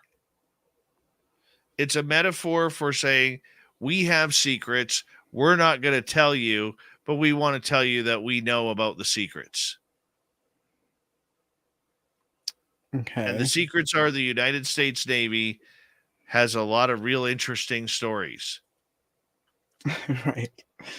Okay. Okay. Because Bill Nelson, when he opened this can of worms, never once mentioned NASA. He only ever mentioned the U.S. Navy. He has never mentioned NASA about what they're hiding in a public realm.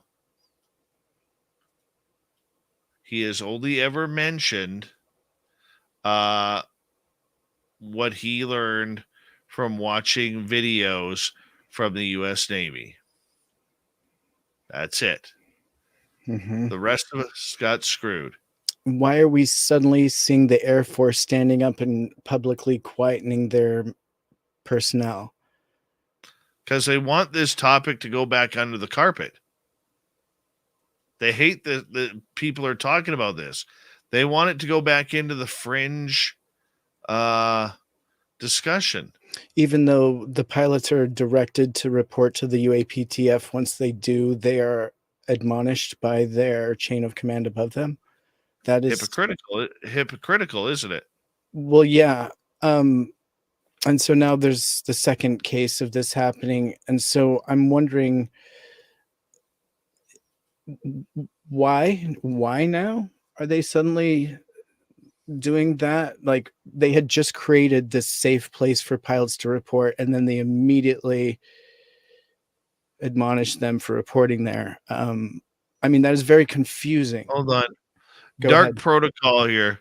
Mhm. It's simple. It all comes down to liability. Consider the year 2000, the Great Reset's too much danger in disclosing the goings on in the last 50 years. Dave, you're sounding like a stuck record. I know I'm sounding like a stuck record. And I keep asking the same questions probably, and that's why you're just giving me that. No, I've thought Yeah. long and hard about that. And I think, I mean, there's two ways to take that comment. You could take it as an insult, or you can take it as No. to understand the reason why. Yeah. Okay. And that is just like I said during the last break. My concern is sounding like a whiny bitch about this topic. Right. Yeah. But the problem that we have as a host and of this show is every time we go on the air, we have listeners who are hearing it for the first time. And I am trying really hard not to be one of these bouncers who bounces from one side to the other side because it feels good. A lot of fake journalists that I know in this field are like that, where one Right. day they're cheering on Lou Elizondo, the next day they're ready to throw him off a bridge. And let's not forget, Dave, also, we're reporting what's in the news. And so if it happens to be on NASA, then yes, our opinions on that are going to come out during that, because we are a little bit opinion motivated on this show, even though we are reporting on the news. But NASA has been in the news a lot. And, it's simply because they were refunded, and they're got plans to go back to the moon, and they've got a mission to Mars and all these things, and they're collaborating with SpaceX. So, they're suddenly interesting again. But once they jumped into the foray of UAP and UFO, now they're on our radar. And so anytime something happens with that, we're going to report on it, even if it isn't from a source that we like necessarily or believe. But we need to be able to talk about it. And this is a great place to talk about it. And so, yes, you may sound like a broken record to your regulars, but just like you're saying, it is in the news. And the fact is, we could be surprised by them at any moment. Like, I still have an element of faith, right? And I explained this the other night that young boy who watched those astronauts go off bravely in the space shuttle all those years ago is still the same person you're seeing sitting here today. So I'm still a fan of the discovery portion of NASA. What I'm not a fan of, as we explained earlier, but we agree on, is the portion that they've lied about. And that is on their topic of extraterrestrial life, that they just don't feel like that they can share for whatever reason. And that is frustrating. And for them to put that paranoia onto the astronauts, force them to lie, I feel that's an incredible infringement of human rights, and I personally have a big hard time with that. So, yeah. But it exists, it's news, and so that's why we're talking about it. But yeah, we may sound like a dead or beating a dead horse here, a broken record, but at the same rate, it's important because, like you're saying, you could have new listeners that believe all the Twitter hype and are getting on the bandwagon supporting NASA in all of this. Well, they need to hear both sides before they start cheering too loud. I agree too. I think that is a real formula for deep thought in this subject. It's not, look, the astronauts are not covering things up. Those who are seeing things, they want to speak on this. They really do want to speak on this. They want to be public with it. Except everywhere they turn, they're getting stonewalled, even by the people who say we got your back. You know, and what is that about? That doesn't make sense. You know, like and trust me, I have debated people on Twitter about this. As useless as that is, I have debated people on this subject on Twitter regarding, you know, their so-called activism. And the only thing that they have in their entire game is, we got to support the cause. We need to support the cause. We need to be able to trust that one day we will get the answers that we all deserve and that we all need. But for right now, this is the way it needs to go. Okay? I don't buy that. I don't buy that at all. We need to be able to have some structure with truth, to know whether or not we look. This isn't a parent making a decision on whether to put their child in private school, homeschool, or public school. Okay? This isn't a parent deciding whether or not your kid can have candy, a piece of candy after 7:00 when bedtime is at 8:30. We are playing with every person's life on this planet with this decision, or the decisions that are being made. And unfortunately, at the Pentagon, there's a lot of greedy people there who don't give a care about Tim Senor, American patriot, or Duke Sullivan, American patriot, or Joe Monk, American patriot, or Nikki, American patriot. They don't care about you. They care about getting that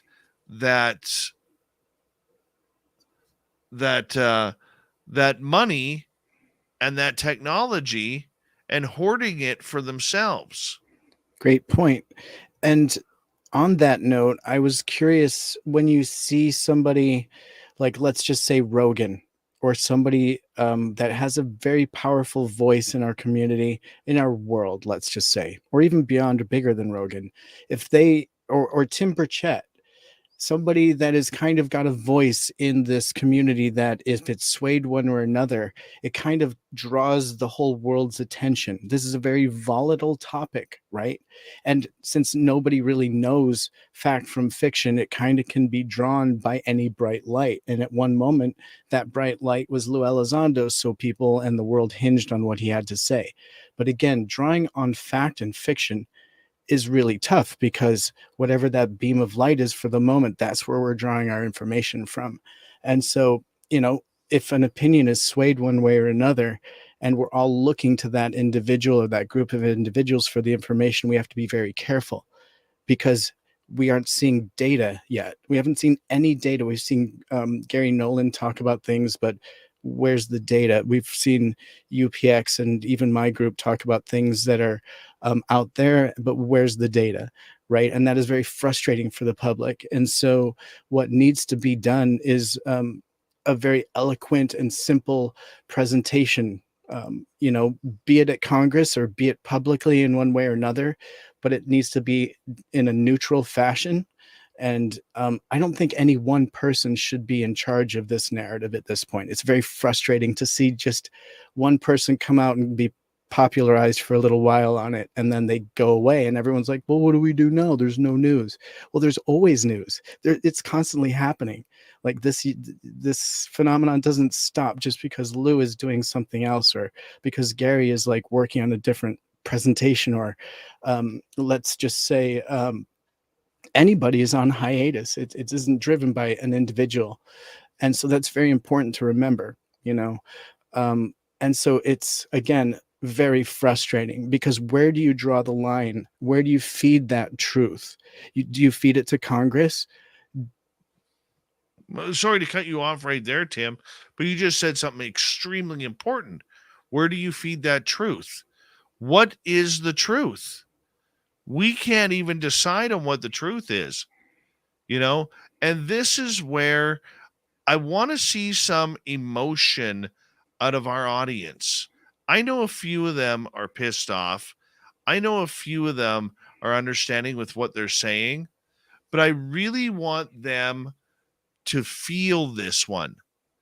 Okay. NASA is the icing on the cake when it comes to the UFO cover up. They are the icing. Doesn't matter what you put on that cake, man. NASA's the icing. There's no more after them. And to watch them do what they're doing, and trust me, the one, and I know I've said this before, the one word I hate in life is the word lie or lying. My second trigger word is stupid. Okay? As much as I love my dad, I had a very verbally abusive father growing up who called me stupid and would always tell me I was lying. Okay? Drove me nuts because I was a good kid growing up. And finally, as a kid, you start believing that crap. Okay? And maybe I am stupid. I went from A's to a C plus average. Yeah, you're not stupid, dude. Care. It gets harder as you get older. Oh no, that's normal. Oh, I understand that. Yeah, I understand. You're not that. stupid, buddy. Oh, trust me, my father and I had it out later in life about that. Okay. After he tried it one final time, I think it was about 30 or something like that. He tried it one final time, and I told him I was going to knock him the fuck out. Pardon my language. If he called me stupid once again, one more time. So just do it one more time, and you'll be laying on the floor. Gotta draw the line, I guess. Yeah. Yeah. So, but the point that I'm getting at is this. I hate the word stupid, and I hate the word lie or lying, because I think in today's age, we all want those aha gotcha moments, and we throw around the word lying and lie and liar a little too easy with a lot of other adjectives as well. And it drives me nuts that I have to call NASA a bunch of liars. It pains me to do that. Okay? Because I hate that word. Thank you, Molly. That's much sweet. love to you. That was very sweet of you. Thank you. Very nice of you. And I agree with her, by the way, 100%. Oh, I agree with her too. Yeah. And it kills me to call NASA, at least their board of directors, a bunch of liars regarding this subject. There's proof everywhere. Paperwork proof. Okay? Video proof, audio proof, interview proof. We just, a week and a half ago, Tim, you let off the news with another astronaut coming out and saying, that he saw something in the sky. Yeah. Okay. Yeah. And after watching Darcy's film, you start to realize that almost every space mission did include something anomalous. And they weren't always able to explain them away. The early missions, perhaps it was ice crystals, but perhaps it wasn't. We just don't know anything definitive. It was their best explanation at the time. And it's still the same thing we're seeing today, swamp gas as an explanation. Well, I mean, but here's the thing. Who was explaining the ice crystals, dude? Who?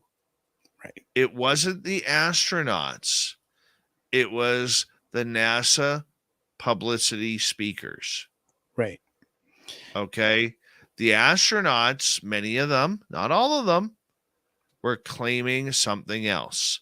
Unidentified flying objects.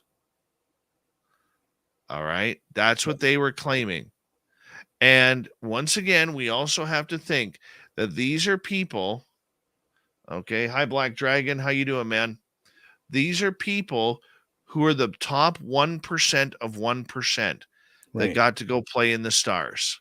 But let's also consider that this is 75-year-old thinking, right? The way your dad thought, the way perhaps some old dads thought was that, my kid doesn't know a thing. Well, guess what? That's the decision they made about the public too, that we're all stupid and that we can't handle the extraterrestrial truth, right? And they didn't have a definitive answer.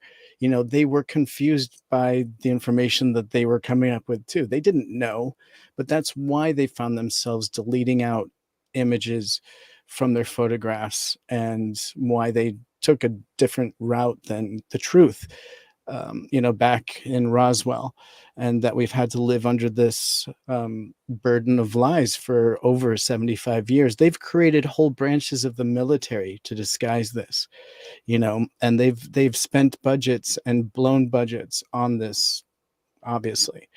So, the fact is now they're not going to give it up any easier, and they're not going to admit to anything that they've done in the past.